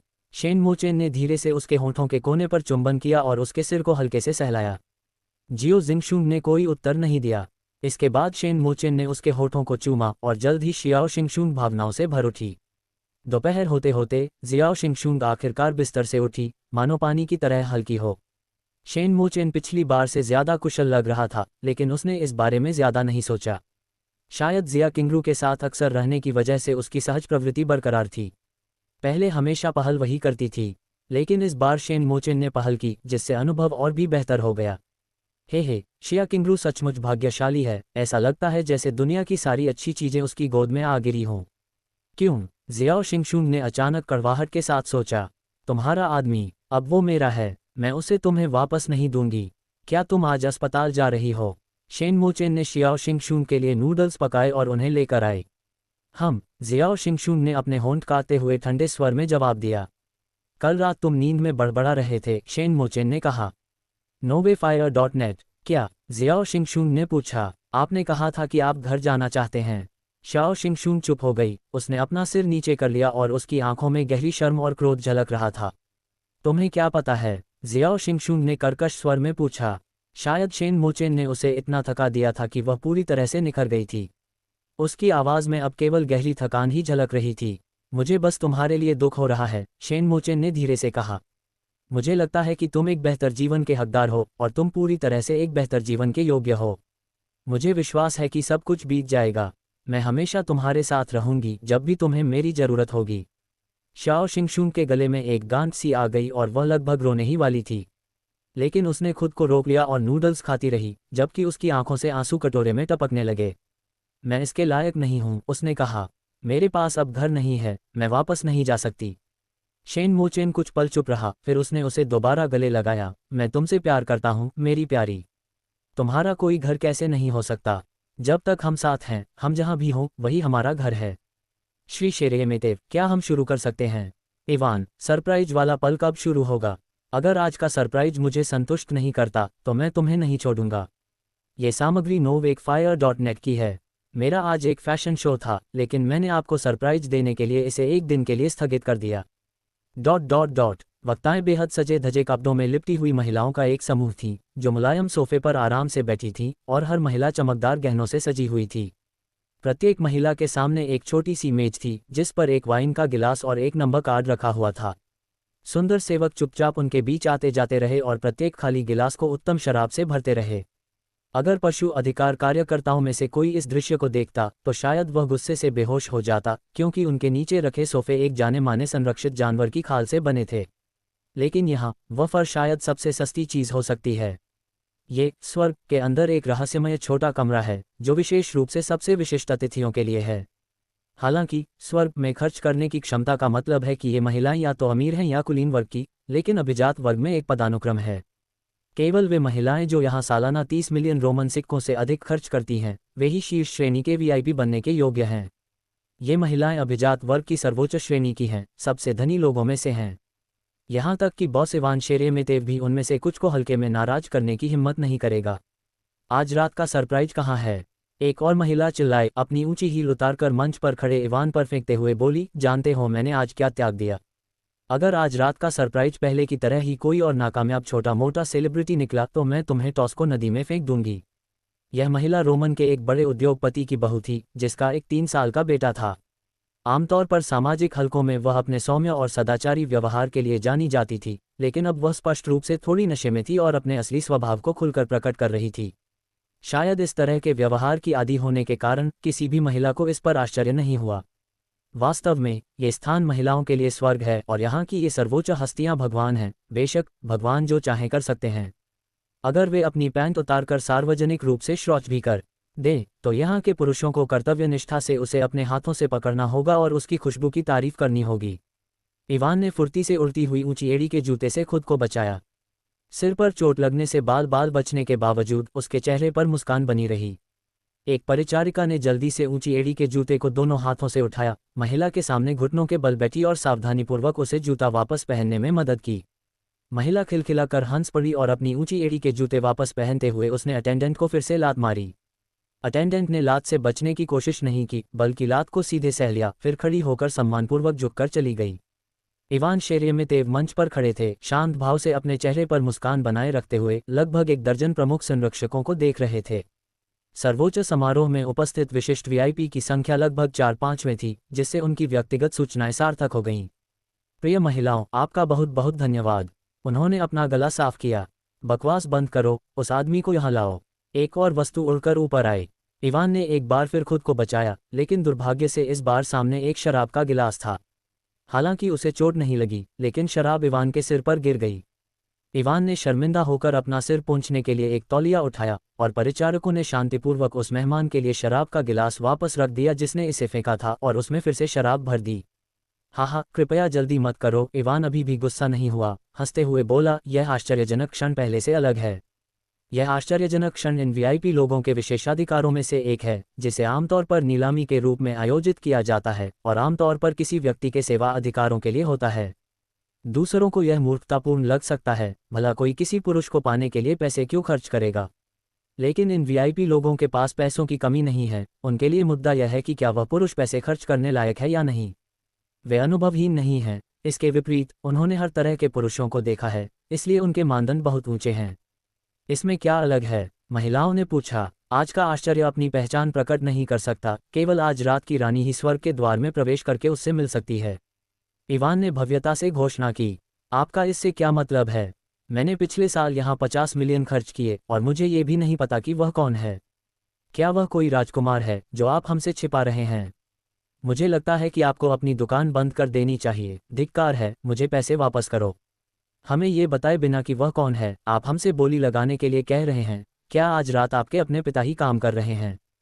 हाँ, उसके पिता तो बिल्कुल गंजे हैं। अगर वो यहाँ काम करने लगे तो चाहे मेरे जूते ही क्यों न चाट ले, मैं भावनात्मक क्षति के लिए 1 अरब का दावा करूंगा।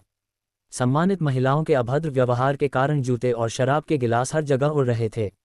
इवान इधर उधर चकमा दे रहा था, लेकिन फिर भी उसे कई बार चोट लगी। शांत हो जाओ, शांत हो जाओ, मैंने अभी बोलना समाप्त नहीं किया है, इवान ने कहा। और आज रात का ये लड़का केवल आत्मिक साथ दे सकता है, कोई गहरी सेवा नहीं। इवान के बोलने से पहले ही उसने उनके गुस्से को पूरी तरह से भड़का दिया था। क्या सच में उसे लगता है कि वह राजकुमार है? उसके साथ सोने की भी इजाजत नहीं। तो उसे चले जाने दो। अगर मेरे पैसे हवा में भी उड़ जाएं, तो भी मैं उन्हें यहाँ नहीं फेंकूंगा। महिलाओं की डांट फटकार का सिलसिला खत्म नहीं हुआ। जैसे ही उन्होंने चीजें फेंकना बंद किया, इवान ने तुरंत घोषणा कर दी, तो फिर बोली 10 लाख से शुरू होती है। आपका मतलब यह है कि हम बिना किसी जानकारी का खुलासा किए किसी वस्तु के लिए 10 लाख की बोली लगाना शुरू कर दें? मैं लाखों खर्च कर सकता हूँ, एक विला की कीमत के बराबर, और अंत में मुझे कुत्ते की ताज़ा गंदगी का ढेर ही मिले। मुझे बताओ, क्या तुम्हारी माँ की मृत्यु के कारण तुम अपना मानसिक संतुलन खो बैठे और पूरी तरह से पागल हो गए? मैं 10 लाख एक की बोली लगाता हूँ, अपने पिता के लिए एक बेहतर ताबूत खरीदो। मैं एक शाही अस्पताल के मस्तिष्क सर्जन को जानता हूँ, क्या मुझे उसे अभी आपके मस्तिष्क का इलाज करने के लिए आमंत्रित करना चाहिए? 1,10,000। अंत में किसी ने आलस्य से एक नंबर कार्ड उठाया। सभी ने तुरंत बोली लगाने वाले की ओर देखा। इवान ने आपको अपना दलाल बनने के लिए क्या लाभ दिए? इवान धोखेबाज हो सकता है, लेकिन मूर्ख नहीं है। अगर वह ऐसा करने की हिम्मत करता है तो मैं शर्त लगा सकता हूं कि यह आश्चर्य असाधारण होगा। बेशक, अगर वह मुझे बेवकूफ़ बनाने की हिम्मत करता है तो मैं उसकी दुकान तोड़ दूंगा। बाकी लोगों को भी यह बात समझ आ गई। वे भी नासमझ मूर्ख नहीं थे, बस यहाँ मौज मस्ती करने का आनंद ले रहे थे।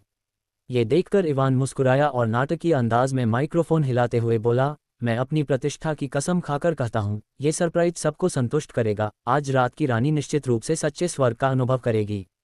1,50,000। मैं देखना चाहता हूँ कि इस मोटे कमीने के पास क्या चाल है। 1,80,000। 2 लाख। अप्रत्याशित क्षण वाली नीलामी अंततः सामान्य रूप से संपन्न हुई। 16:03 7:14 PM। दिलशाद, मिस येलेना, कृपया इधर आइए। मुझे कहना होगा, आज रात का सरप्राइज आपको निश्चित रूप से अपने सौभाग्य पर प्रसन्न कर देगा। इवान मुस्कुराया और एक अकेली महिला को रास्ता दिखाया, जिसने संकोच और गर्व के साथ अपना सिर उठाया। वह वास्तव में 35 वर्ष की थी, लेकिन देखने में केवल 28 वर्ष की लगती थी। उसका आकर्षक चेहरा अभी भी युवा लड़कियों में पाए जाने वाले कोलेजन से भरपूर था। वह ऊंची हील वाली सैंडल पहनकर मैदान में उतरी। आज रात की प्रतियोगिता की विजेता 5 मिलियन खर्च करने के बावजूद काफी गर्व महसूस कर रही थी। इस समय उसने खुद को संयमित किया, क्योंकि इवान द्वारा उजागर न किए जा रहे इस रहस्यमय अतिथि की पहचान को लेकर उसकी जिज्ञासा चरम पर थी। यहाँ तक कि 10 लाख की शुरुआती कीमत भी एक रिकॉर्ड तोड़ थी। इस मुकाम पर पहुंचकर उसे यकीन हो गया था कि इवान उसके साथ खिलवाड़ करने के लिए स्वर्ग की प्रतिष्ठा को दांव पर नहीं लगाएगा। लेकिन आखिर यह आदमी समुद्र किनारे के विला के लायक था क्या? रोमन, जो नौसेना के गवर्नर थे, की बेटी होने के नाते उन्हें खर्च करने की आदत थी। लेकिन एक बार में इतना खर्च करना उनके लिए पहली बार था। वह 5 मिलियन की रकम को नज़रअंदाज कर सकती थी, लेकिन इतनी बड़ी रकम खर्च करने के बाद उसे अतुलनीय खुशी जरूर मिली होगी। इवान ने दरवाज़ा खोला और येलेना तेजी से अंदर चली गई। दरवाजे से अंदर जाने पर एक प्रवेश मार्ग मिलता था, जो एक पारदर्शी कांच के दरवाजे पर समाप्त होता था। येलेना ने कांच के दरवाजे से अंदर झांका और देखा कि सजावट असाधारण थी। ये किसी स्वप्नलोक जैसा स्वर्ग था। बादलों और आकाश के रंग वाले वॉलपेपर से सजी दीवारों पर नीले आकाश और तैरते हुए सफ़ेद बादलों का दृश्य चित्रित किया गया था। बादल के आकार की अलमारियां, बादल के आकार के तख्ते, तारे चांद के आकार के सजावटी दर्पणों को बेफिक्री से लेकिन सावधानीपूर्वक सजाया गया था, और फर्श पर एकदम साफ सफ़ेद कालीन बिछा हुआ था। कमरे के बीचों बीच सीढ़ियों की एक श्रृंखला थी, जिसके ऊपर एक गोल पलंग रखा था, जिस पर सफ़ेद बादल के पैटर्न वाला रजाई था, और दूधिया रंग के तकिए फर्श पर लापरवाही से बिखरे हुए थे। कमरे में हीरे के झूमर और मोमबत्ती की रोशनी का बेहतरीन मेल था। प्रकाश व्यवस्था एकदम सही थी। कमरा शांत और निर्मल प्रतीत हो रहा था। बेशक, सबसे महत्वपूर्ण बात यह थी कि एक छोटा लड़का बिस्तर के बगल वाली सीढ़ियों पर बैठा था। नंगे पैर और नंगे कंधे, उसने केवल एक सफ़ेद चोगा पहना हुआ था। जैसे ही उसने अपना सिर नीचे किया और अपने हाथों में वीणा को धीरे से बजाना शुरू किया, उस पर कोमल, पवित्र प्रकाश की एक किरण पड़ी। किसी के आने का आभास होते ही लड़के ने अपना सिर थोड़ा ऊपर उठाया।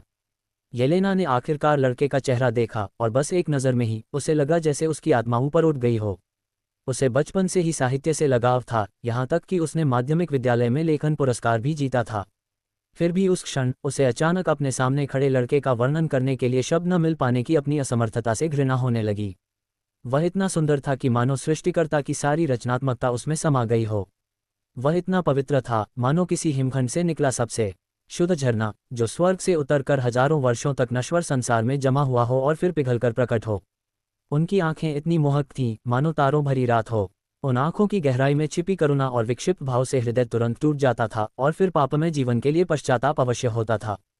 हे सर्वशक्तिमान, आपके स्वरूप को निहारने और आपके पवित्र प्रकाश को अपवित्र करने के लिए मुझे क्षमा कीजिए। येलेना लंबे समय तक स्तब्ध होकर देखती रही, मानो समय थम गया हो। हे। येलेना आखिरकार होश में आए और शेन मोचेन की ओर इशारा करते हुए अस्पष्ट ढंग से बोली। अगर बीच में कांच का दरवाजा न होता तो वह पहले ही अंदर घुस जाती। इवान मुस्कुराया। वह तो नहीं है। येलेना ने भी शेन मोचेन को पहचान लिया। उत्साह और उलझन एक साथ उमड़ रही थी। तुमने उसे कैसे पकड़ा?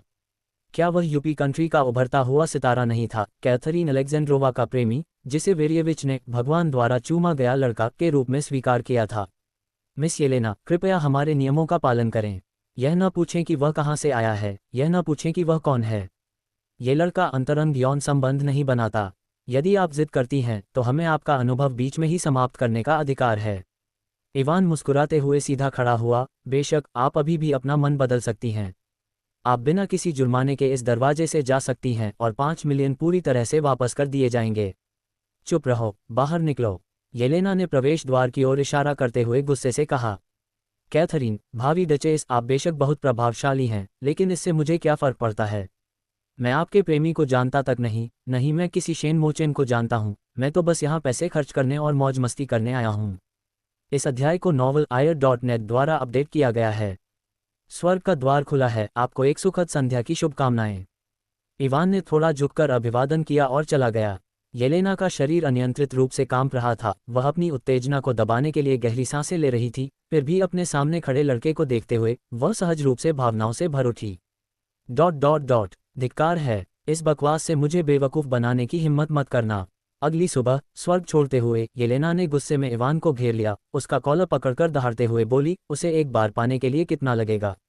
10 मिलियन, 20 मिलियन। पिछली रात ने उसे सचमुच पागल कर दिया था। उसने शेन मोचेन से बेतहाशा चुंबन मांगे, उसके पूरे शरीर को टटोला, फिर भी उस सच्चे खालीपन को भरना असंभव था। वह लगातार उससे दया की भीख मांगती रही, फिर भी वह अपनी सीमाओं पर अड़ा रहा। वह जानती थी कि यह इवान की भूख मिटाने की रणनीति थी, फिर भी यह सबसे अनसुलझी और खुली चाल थी। मिस येलेना, इसका पैसों से कोई लेना देना नहीं है, इवान ने बनावटी मुस्कान के साथ कहा। ये लड़के की अपनी इच्छा है, इस पर फैसला करने का अधिकार मेरे पास नहीं है। बेशक ये झूठ था, शेन मोचेन की ऐसी कोई मांग नहीं थी, ये तो बस इवान की मार्केटिंग रणनीति थी। शेन मोचेन की पहली बार की बिक्री से स्वाभाविक रूप से अच्छी कीमत मिलनी ही थी। वह अच्छी तरह समझता था कि ये महिलाएं पुरुषों पर पैसा खर्च करने में किस हद तक पागल हो सकती हैं। प्राचीन काल से ही सौंदर्य पर शक्ति को प्राथमिकता देने वाले पुरुष केवल गरीबों की कलाकृतियों में ही मौजूद थे। उनके पास कभी भी थोड़ी सी भी शक्ति नहीं थी, लेकिन वे सभी गांव की सुंदरियों पर मोहित हो जाते थे। महिलाएं सबसे ज्यादा भावुक और पागल होती हैं, ठीक वैसे ही जैसे स्वर्ग में युवा स्वामी की कीमत क्लबों में मौजूद उन आकर्षक महिलाओं की कीमत से कहीं अधिक होती है। येलेना बेहद गुस्से में थी। इवान ने दिलासा देते हुए कहा, चिंता मत करो, ग्राहक भगवान है। मैं तुम्हारे सुझाव पर गंभीरता से विचार करूंगा और लड़के को सेवा भाव अपनाने के लिए मनाने की कोशिश करूंगा। लेकिन लड़का अभी तैयार नहीं है, मैं उसे मजबूर नहीं कर सकता। येलेना बेशक उसकी छोटी मोटी चालों से वाकिफ थी, लेकिन उसके पास कोई चारा नहीं था और उसने गुस्से में कहा, यह उबाऊ खेल खेलना बंद करो, जल्दी करो। पैसे की कोई समस्या नहीं है। हालांकि उसकी याददाश्त चली गई है, लेकिन पता नहीं कब वापस आएगी। तुम नहीं चाहोगी कि सोने का अंडा देने वाली मुर्गी उड़ जाए? इवान मुस्कुराते हुए बोला, मैं पूरी कोशिश करूंगा। ये सरप्राइज मोमेंट हर हफ्ते होता है। अगर आपके पास समय हो तो अगले हफ्ते फिर से आने का स्वागत है। अनिच्छा से हेवन को छोड़ते हुए येलेना अपनी निजी लग्जरी कार में सवार हो गई और अपने ड्राइवर को उन्हें घर ले जाने का निर्देश दिया। उसी क्षण किसी ने उसे फ़ोन किया। यह एक सोशलाइट थी जिसने कल रात उसके साथ सरप्राइज ऑक्शन में भाग लिया था। लीना, हमारी वर्षों पुरानी दोस्ती की खातिर क्या तुम मुझे बता सकती हो कि कल रात वह कौन था? फ़ोन करने वाले ने उत्सुकता से पूछा। मैं तो बस एक विदेशी सा सितारा था, उस मोटे आदमी ने मुझे धोखा दे दिया। मुझे लगता है ये स्वर्ग बंद हो जाए तो अच्छा है, मैं अब कभी यहाँ नहीं आऊँगा। येलेना की आंखें गुस्से से लाल हो उठीं और उसने गुस्से में अपशब्द कहे, मुझे कुछ समय के लिए जाना होगा, कम से कम 2 महीने के लिए, मैं वापस नहीं आऊँगा। गहन उलझन के बाद थकी हुई जियाओ शिंगशुंग बिस्तर पर लेटी हुई थी और धीरे धीरे सांस ले रही थी। 2 महीने? आप कहाँ जा रहे हैं? क्या आपको हर महीने छुट्टी नहीं मिलती? शेन मोचेन चौंक गया। अगर यह चिकित्सा खर्चों के कारण है तो? अस्थायी कार्य, अस्थायी नियुक्ति। एक मिशन के लिए मुझे अस्थायी रूप से दूसरी टुकड़ी में भेजा गया है, मुझे वापस आने में 2 महीने लगेंगे। ठीक है, आपको कहाँ तैनात किया जा रहा है? क्या ये खतरनाक है? चिंता मत करो, ये खतरनाक नहीं है। ठीक है, मैं तुम्हारे वापस आने का इंतजार करूंगा और मैं तुम्हें एक सरप्राइज देने का वादा करता हूं। शेन मोचेन ने फुसफुसाते हुए कहा। शाओ शिंगशुंग ने इसे गंभीरता से न लेते हुए हल्की सी मुस्कान दी और पलंग के पास रखे छोटे लोहे के बक्से की ओर इशारा करते हुए कहा, उस बक्से में पैसे हैं, जब मैं यहाँ न रहूं तो आप उनका इस्तेमाल अपनी इच्छानुसार कर सकते हैं। ठीक है, मैं सचमुच घर जाना चाहती हूँ। जियाओ शिंगशुंग ने छत को निश्चिंत होकर देखा। मैं तुमसे प्यार करती हूँ। तुम घर जाओगे, मैं तुम्हें वापस ले आऊँगा। शेन मोचेन ने जियो जिंगशुंग को कोमलता से, धीरे से आशाजनक रूप से पकड़ रखा था। शाओ शिंगशुंग ने चुपचाप मुस्कुराया, उसकी काली आंखों में मृत्यु की एक धुंधली छाया उभर रही थी। माननीय देवियों, आश्चर्यजनक पलों के दूसरे सप्ताह में आपका स्वागत है। पुराने नियमों का पालन करते हुए एक सीधी सादी नीलामी शुरुआती बोली 10 लाख पर ही रहेगी। इवान का उत्साह बरकरार रहा और इस सप्ताह सम्मानित अतिथियों की संख्या कम होने से वह बिल्कुल भी प्रभावित नहीं हुआ। येलेना, क्या तुम पूरे हफ्ते से मिस्टर इवान द्वारा 5 मिलियन की धोखाधड़ी के बारे में शिकायत नहीं कर रही हो? यह नहीं कह रही हो कि तुम इवान का गंजा सिर फोड़ देना चाहती हो और फिर कभी स्वर्ग वापस नहीं जाना चाहती? आज तुम यहाँ बाकी सबसे पहले क्यों आ गई हो? हाँ, क्या येलेना से आपका पहला दिन है? उसका उपनाम चालाक येलेना कौन नहीं जानता। शुरू में मुझे इसमें कोई दिलचस्पी नहीं थी, लेकिन पूरे हफ्ते येलेना की हरकतों को देखकर मैंने भी मजे में शामिल होने का फैसला किया। इस बार निजी कमरे में केवल 5 लोग आए, जो पिछली बार की तुलना में आधे से भी कम थे। इवान समेत सभी लोग इसका कारण जानते थे। येलेना ने खुद इतने नाटकीय और प्रभावशाली ढंग से प्रदर्शन किया था कि उसने अधिकांश लोगों को भ्रमित कर दिया था। लेकिन सभी लोग धोखे में नहीं आए, कुछ लोगों ने इरिना की चाल को समझ लिया। बेशक अगर वे समझ भी गए थे तो भी वे चुप रहे, कम प्रतियोगी होना सबके लिए अच्छा था। येलेना सोफे पर आराम से बैठी हुई थी और नाटक करती रही। गलत मत समझो, मैं बस ये देखना चाहती हूँ कि कौन इतना मूर्ख हो सकता है जो इवान के झांसे में दूसरी बार आ जाए। एक महिला ने हाथ उठाया। श्री शेरेमेतेव, इरिना के इस सप्ताह के कार्यों के बारे में आपको पता होना चाहिए था। मेरा सुझाव है कि आप उनकी बोली लगाने की योग्यता रद्द कर दें। सहमत होना। अध्याय सबसे पहले novel_fire.net पर प्रकाशित हुए। इवान बेफिक्र होकर हंसा और बोला, हा, सभी मेहमानों का स्वागत है, हम किसी भी आगंतुक को मना नहीं करेंगे। अब नीलामी शुरू हो गई है। 5,100,000। तातियाना ने आलस्य से अपना चप्पू उठाया। क्या आपने गलत सुना? हमारी शुरुआती कीमत 10 लाख है। कोई बात नहीं, अब ये 5,100,000 है। उसने येलेना को अर्थपूर्ण नज़र से देखा। 5,500,000। स्वेतलाना ने तुरंत कहा। 5,600,000। वरवारा ने थोड़ा भौहें चढ़ा लीं। 6 लाख। उद्धरण चिन्ह उद्धरण चिन्ह। चारों महिलाओं ने अपनी बोलियां बढ़ाना जारी रखा और जल्द ही 8 मिलियन के आंकड़े तक पहुंच गईं, जिससे संक्षिप्त गतिरोध उत्पन्न हो गया। यह कोई छोटी रकम नहीं थी। चाहे जो भी हो, उन्हें पता नहीं था कि वे किस चीज़ के लिए बोली लगा रहे हैं, इसलिए वे इतनी बड़ी रकम खर्च करने में हिचकिचा रहे थे। क्या आपको डर नहीं लगता कि यह मेरे और इवान के बीच कीमतों को बढ़ाने की कोई चाल है? येलेना, जो अब तक चुप थी, आखिरकार हंस पड़ी। 8,200,000। अगर कोई और कीमत बढ़ाता है तो मैं उसका साथ नहीं दूंगी। उसने सबको निर्मम निगाहों से देखा।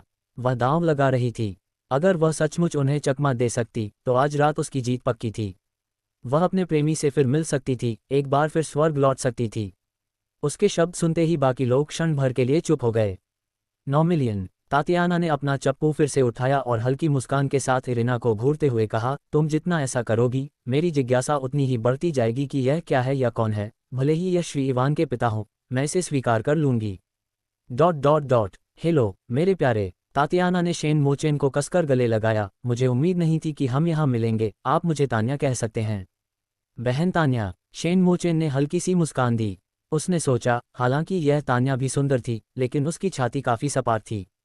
अगले दिन तातियाना को स्वर्ग के द्वार से बाहर ले जाया गया। वह निच्छा से इवान को खोजने के लिए निकली, लेकिन अफसोस इवान ने उसे बस नज़रअंदाज कर दिया, जिससे वह गुस्से में वहां से चली गई। दोपहर में शेन मोचेन ने महिलाओं से निपटने के कौशल सीखने का अपना नियमित कार्य पूरा करने के बाद अपने बॉस इवान के दरवाजे पर दस्तक दी। क्या तुम हो, मेरे बच्चे? इवान ने आगंतुक को मनोरंजक ढंग से देखा। शेन मोचेन ने अपना मुखौटा हटा दिया, जानबूझकर थोड़ी घबराहट और झिझक दिखाते हुए कहा, चाचा इवान, मेरी एक विनती है।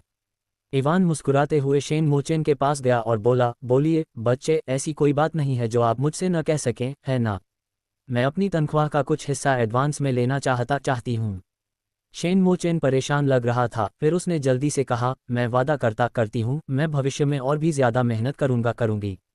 दूसरे की टालमटोल भरी निगाहें देखकर इवान दिल खोलकर हंसा। तो बात यह है, इसमें बड़ी बात क्या है? अगर तुम मेरे पास नहीं भी आते तो भी मैं तुम्हें ढूंढ लेता। कल रात ही मैंने मिस शियाओ शिंगशुंग की मां के सारे मेडिकल बिल चुका दिए और अगले साल के खर्चे भी एडवांस में दे दिए। सचमुच? शेन मोचेन ने खुशी से कहा। बिल्कुल सच है, इवान हंसते हुए बोला। अगर आपको यकीन नहीं है तो आप अभी अस्पताल को फ़ोन कर सकते हैं। शेन मोचेन ने सिर हिलाया, थोड़ा झुकते हुए। उसकी आवाज़ भर्रा गई। मुझे विश्वास है, मुझे आप पर पूरा भरोसा है। सचमुच? अंकल इवान, मैं आपका कितना धन्यवाद करूं, यह मुझे नहीं पता। इवान ने आत्मसंतुष्ट मुस्कान के साथ शेन मोचेन को कुछ वाक्यों में सहजता से सांत्वना दी। शेन मोचेन उसके लिए सोने की खान के समान था और वह निस्संदेह दयालुता और अधिकार के बीच संतुलन बनाना बखूबी समझता था। ये तो बस एक छोटी सी कीमत थी। तीसरे सप्ताह से बोली लगाने आने वाले लोगों की संख्या में अचानक भारी उछाल आया, जो पहले सप्ताह से भी अधिक हो गया और उसके बाद स्थिर बना रहा। दरअसल इस आश्चर्यजनक क्षण में भाग लेने के लिए कुछ और विशिष्ट अतिथि भी स्वर्ग में शामिल हुए। शेन मोचेन के प्रवेश के 1 महीने बाद इवान ने घोषणा की कि जो भी शेन मोचेन के लिए सफलतापूर्वक बोली लगाएगा, उसे अगले सप्ताह तक प्रतिदिन 1 घंटा उनके साथ पे पान का आनंद लेने का अवसर मिलेगा। इसके अलावा उन्होंने संकेत दिया कि भविष्य में उनकी पहली रात के लिए एक नीलामी आयोजित की जा सकती है और केवल वही लोग बोली लगाने के पात्र होंगे जिन्होंने नीलामी से ठीक पहले आश्चर्यजनक क्षण जीते थे। इससे महिलाओं का उत्साह और भी बढ़ गया और हर हफ्ते अप्रत्याशित रूप से सामने आने वाली कीमतों ने लगातार नए रिकॉर्ड बनाए, जिनमें से सबसे अधिक कीमत 15 मिलियन तक पहुंच गई। जल्द ही 2 महीने और बीत गए और जियाओ शिंगशुन वापस नहीं लौटी। शेन मोचेन ने एक बार फिर शियाओ शिंगशुन द्वारा छोड़े गए लोहे के बक्से की जांच की, जिसमें हजारों मुद्राएं थीं, लगभग एक आम रोमन की वार्षिक आय के बराबर। इसके अलावा और कुछ नहीं था। उन्हें एक स्पष्ट आशंका का एहसास हुआ, क्योंकि उन्हें यह नहीं पता था कि गार्डियंस को कौन से ऐसे कार्य करने थे जिनके लिए उन्हें इतने लंबे समय तक अनुपस्थित रहना पड़ रहा था। छोटी सी शियाओ शिंगशुन उसे किस तरह की सुरक्षा दे सकती थी? फिर भी वह वाकई बहुत महत्वपूर्ण थी। शायद इसलिए कि आंखें खोलते ही शेन मोचेन ने सबसे पहले उसे ही देखा था, या शायद इसलिए कि वह शेन मोचेन को अपनेपन का एहसास दिलाती थी, या शायद उसकी मासूमियत, उसके दर्द, उसकी सुंदरता की वजह से। ये छोटी सी जगह शेन मोचेन के दिल में पहले ही एक घर बन चुकी थी। अब परिवार तो चला गया था, लेकिन वह क्या कर सकता था? शेन मोचेन ने बॉस के कार्यालय में दोबारा प्रवेश करने से पहले कुछ दिनों तक संकोच किया। ओह मेरे बच्चे, क्या मैं तुम्हारी किसी काम में मदद कर सकता हूँ? इवान मुस्कुराया। शेन मोचेन ने हताश स्वर में कहा, मैं आपसे एक मामले की जांच में मदद मांगना चाहता हूँ। मेरी प्रेमिका काफ़ी समय से घर नहीं लौटी है और उससे कोई खबर नहीं है। मुझे नहीं पता कि उसके साथ कुछ हुआ है या नहीं। आप जानते हैं, मैं उससे बहुत प्यार करता हूँ। कोई बात नहीं, यह एक छोटी सी समस्या है। गार्जियन फ्लेम आर्मी में मेरा थोड़ा नेटवर्क है, चिंता मत करो, इवान ने उत्साह से कहा। उनके विचार में ये शेन मोचेन की कमजोरियां थीं, और शेन मोचेन जितना अधिक इन कमजोरियों की परवाह करेगा, उतना ही अधिक नियंत्रण वह उस पर हासिल कर पाएगा। उसने पहले ही शियाओ शिंगशुन की पृष्ठभूमि की जांच कर ली थी। वह एक साधारण महाशक्ति उपयोगकर्ता से ज़्यादा कुछ नहीं थी, और उसके ठिकाने का पता लगाना मुश्किल नहीं था। वह 3 महीने से इसकी तैयारी कर रहा था और उसे लगा कि अब लड़के को औरत का अनुभव चखने का समय आ गया है। वह भली भांति जानता था कि वह शेन मोचेन को हमेशा के लिए अपने पास नहीं रख सकता। हालांकि उन सम्मानित अतिथियों ने गोपनीयता समझौते पर हस्ताक्षर किए थे, लेकिन अगर महिलाओं का कोई समूह सचमुच बेकाबू हो जाता तो वह उन्हें रोक नहीं पाता।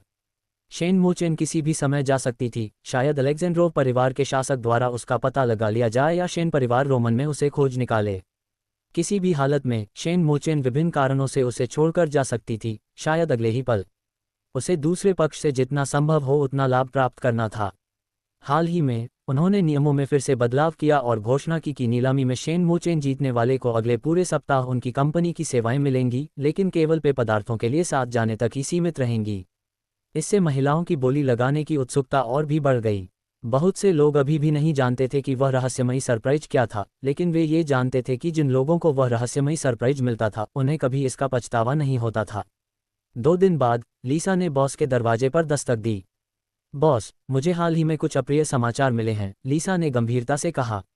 जानकारी लीक हो गई होगी।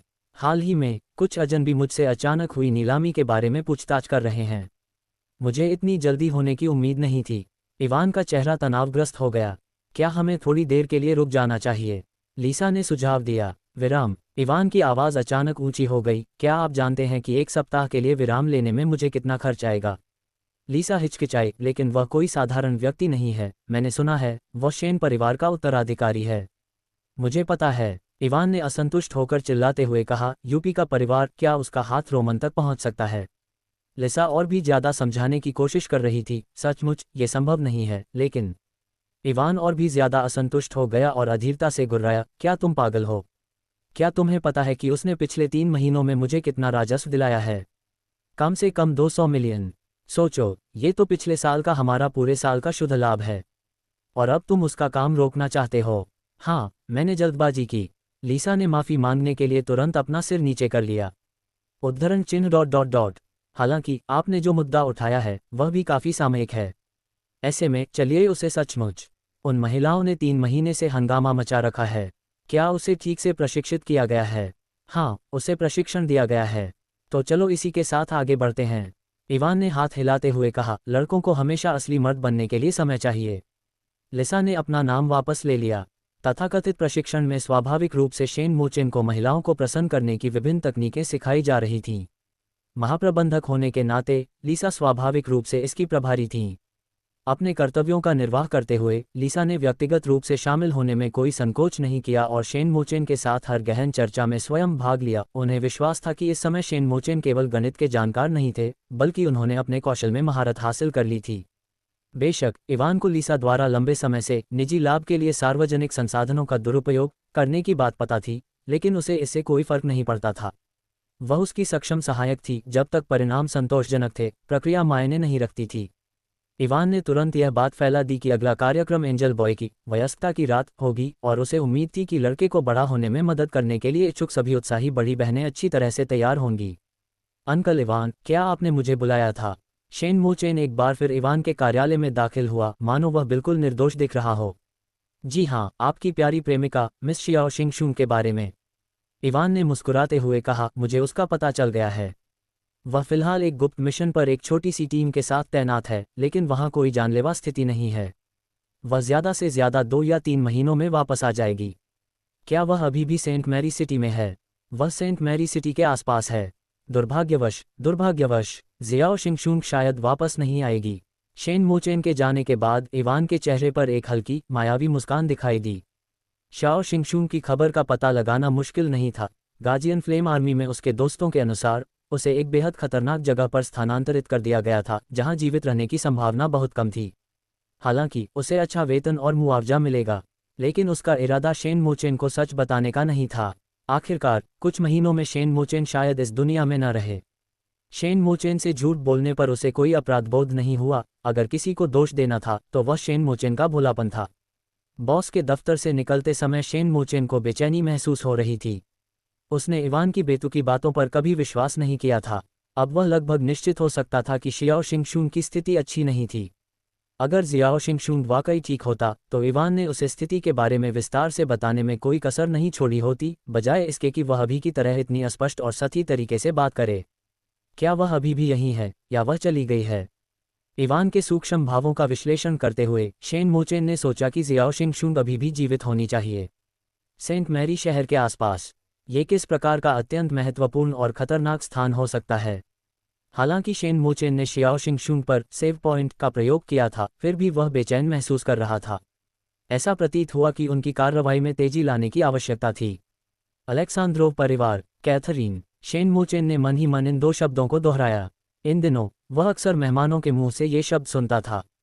उसे लगता था कि इसका उससे कुछ संबंध जरूर है। हालांकि ऑनलाइन माध्यम से उसे इन दोनों के बीच कोई संबंध नहीं मिला। हालांकि वे उससे लिपट कर पूछती कि कौन ज़्यादा सुंदर है, वह खुद या कैथरीन। शेन मोचेन का जवाब हमेशा एक ही होता था, मैं किसी कैथरीन को नहीं जानता। मैं सिर्फ इतना जानता हूं कि दुनिया की सबसे खूबसूरत महिला मेरे सामने खड़ी है, जिससे वे हमेशा विजयी भाव से हंसते थे। 18, 19, 21। छोटे से हॉल में महिलाओं का एक समूह आज रात लड़के के विकास की देखरेख के लिए प्रतिस्पर्धा करने के लिए बेताब होकर बोली लगा रहा था। उन्होंने कुछ संख्याएं चिल्लाकर बताईं जो उस शाम के लिए उनकी बोली को दर्शाती थीं।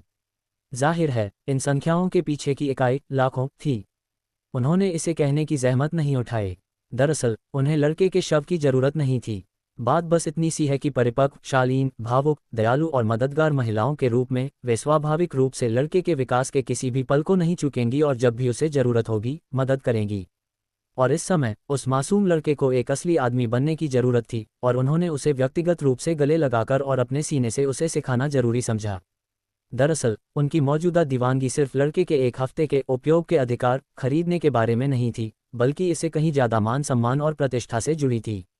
ठीक वैसे ही जैसे उन्हें तरह तरह की विलासिता की वस्तुएं खरीदना पसंद था। क्या उन्हें यह नहीं पता था कि वे विलासिता की वस्तुएं कीमत के लायक नहीं थीं? फिर भी वे तथाकथित सीमित संस्करणों को खरीदना पसंद करते थे। वे जितने सीमित होते थे उन्हें पाने की उनकी इच्छा उतनी ही बढ़ जाती थी।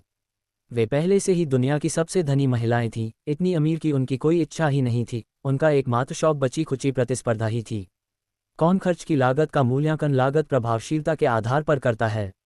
भोलापन। 100 मिलियन। अचानक किसी ने नीलामी में बाधा डाल दी। उसने कोई साधारण संख्या नहीं बोली, बल्कि सीधे सीधे पूरी संख्या 100 मिलियन बताए।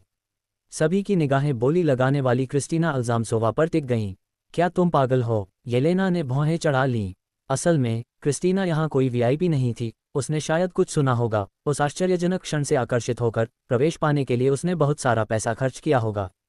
वहां मौजूद सभी लोग उसे पहचानते थे क्योंकि वह उस समय रोमन के साथ सबसे चर्चित अभिनेत्रियों में से एक थी।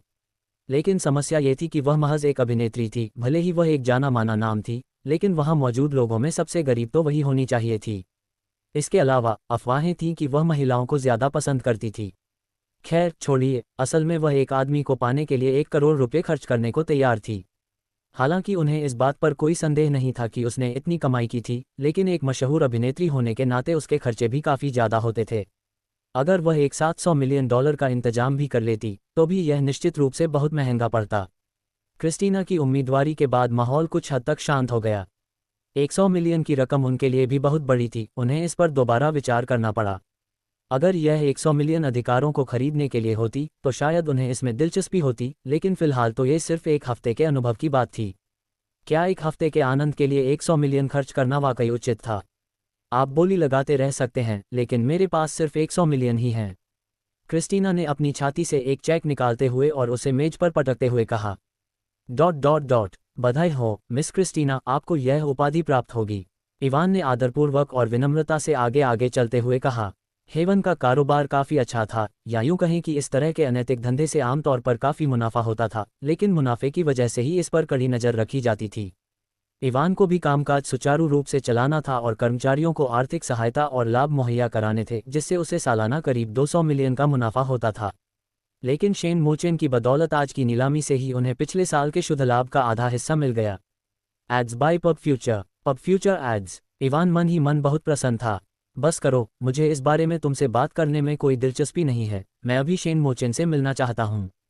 क्रिस्टीना ने अधीरता से इवान की बात काट दी। इवान ने समझदारी से अपना मुंह बंद रखा। इतने वर्षों के व्यापार के अनुभव से वह जानता था कि शारीरिक इच्छाओं के मामले में महिलाएं पुरुषों से भी अधिक चिंतित होती हैं। उसे इस बात पर आश्चर्य नहीं हुआ कि वह शेन मोचेन का नाम जानती थी, क्योंकि उसने कभी नहीं सोचा था कि यह रहस्य हमेशा के लिए छिपा रह सकता है।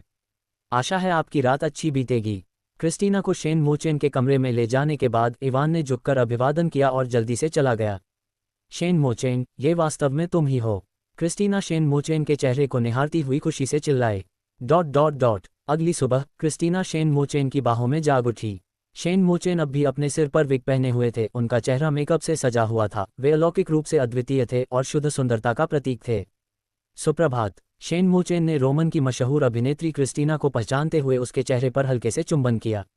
हालांकि उसे इस बात की उम्मीद नहीं थी कि उसकी ऐसी अजीबोगरीब सनक होगी, जिसके चलते वह पहले उसे लड़की के कपड़े पहनने के लिए मजबूर करेगी। क्रिस्टीना ने आराम से आह भरी शेन मोचेन का चेहरा अपने हाथों में लिया और उसके होठों के कोने पर एक जोरदार चुंबन दिया। आज मैं तुम्हें अपने साथ ले जा रही हूँ, क्या तुम खुश हो? शेन मोचेन थोड़ा हैरान रह गया। हम यहाँ से नहीं जा सकते। मुझे पता है, आमतौर पर आप सिर्फ इसी जगह पर अपनी सेवाएं देते हैं, क्रिस्टीना मुस्कुराई। लेकिन आपको यहाँ से चले जाना चाहिए, बाहर कोई आपका इंतजार कर रहा है। कौन? दुनिया के सबसे महान निर्देशक वासिलिएविच। आधे घंटे बाद क्रिस्टीना इवान के कार्यालय में दाखिल हुई। मैं शेन मोचेन को अपने साथ ले जा रहा हूँ, तुम्हें पता होना चाहिए था कि ये दिन आएगा। इवान ने अपना सिर उठाया और उसे घूरने लगा। वह लंबे समय से इसके लिए तैयार था, लेकिन फिर भी यह सब अचानक हुआ। इवान ने एक चमकदार मुस्कान बिखेरी और कहा, हाँ, हमने श्री शेन मोचेन की स्वतंत्रता पर कभी कोई प्रतिबंध नहीं लगाया है। यहाँ रहना उनकी अपनी मर्जी है। क्रिस्टीना मुस्कुराई, बिल्कुल, लेकिन मैं उसे आज ले जा रही हूँ। केवल आपके शब्दों पर निर्भर रहना पर्याप्त नहीं हो सकता है। क्या आपको लगता है कि मैं केवल खरीद फरोख्त के लिए 100 मिलियन खर्च करूंगा? मुझे निदेशक वासिलिएविच ने ये जिम्मेदारी सौंपी है, और वह 100 मिलियन इस दौरान उनके प्रमुख अभिनेता की देखभाल के लिए आपकी कृतज्ञता का प्रतीक भी था। इस बिंदु पर इवान और अधिक देर तक शांत नहीं बैठ सका। वह अचानक अपनी कुर्सी से उठा और बोला, वासिलिएविच, बेशक, शेन मोचेन अपनी आखिरी फिल्म में मुख्य भूमिका निभाएंगे और इसके लिए वे कोई कसर नहीं छोड़ेंगे। आपको पता होना चाहिए कि इस महान निर्देशक के विभिन्न उद्योगों में कई मित्र हैं, जिनमें शाही परिवार भी शामिल है। इवान के माथे से ठंडा पसीना बह रहा था। क्या ये निर्देशक मजाक नहीं कर रहा था? क्या वह सचमुच अपनी आखिरी फिल्म में इस विदेशी को मुख्य भूमिका में लेने का इरादा रखता था? मैं निर्देशक वासिलिएविच के साथ वीडियो कॉल करना चाहता हूँ। बिल्कुल, लेकिन वीडियो कॉल पर कई बातें स्पष्ट रूप से समझाई नहीं जा सकती। मुझे लगता है कि आप आमने सामने बैठकर बात कर सकते हैं, क्रिस्टीना मुस्कुराई। उनकी कार अभी आपके प्रतिष्ठान के बाहर खड़ी है। इवान अपनी कुर्सी पर गिर पड़ा। जीवन के उतार चढ़ाव वास्तव में बहुत कष्टदायक थे। आधे घंटे बाद इवान वासिलिएविच की कार से बाहर निकला, या अधिक सटीक कहें तो वासिलिएविच ने उसे कार से बाहर निकाल दिया। प्रतिभाशाली लोगों में अक्सर कुछ अजीबोगरीब आदतें होती हैं। ये निर्देशक, जिसे साम्राज्य की राजकुमारी को भी पहले से बुक करना पड़ता था, इवान जैसे साधारण लोगों से नफरत करता था। अगर शेन मोचेन उनके हाथों में न होता तो वासिलिएविच अपने जीवनकाल में उससे कभी 3 शब्द भी न बोलते। आधे घंटे की बातचीत करना ही इस प्रतिभाशाली निर्देशक द्वारा एक मूर्ख के प्रति दिखाई गई सबसे बड़ी सहनशीलता थी।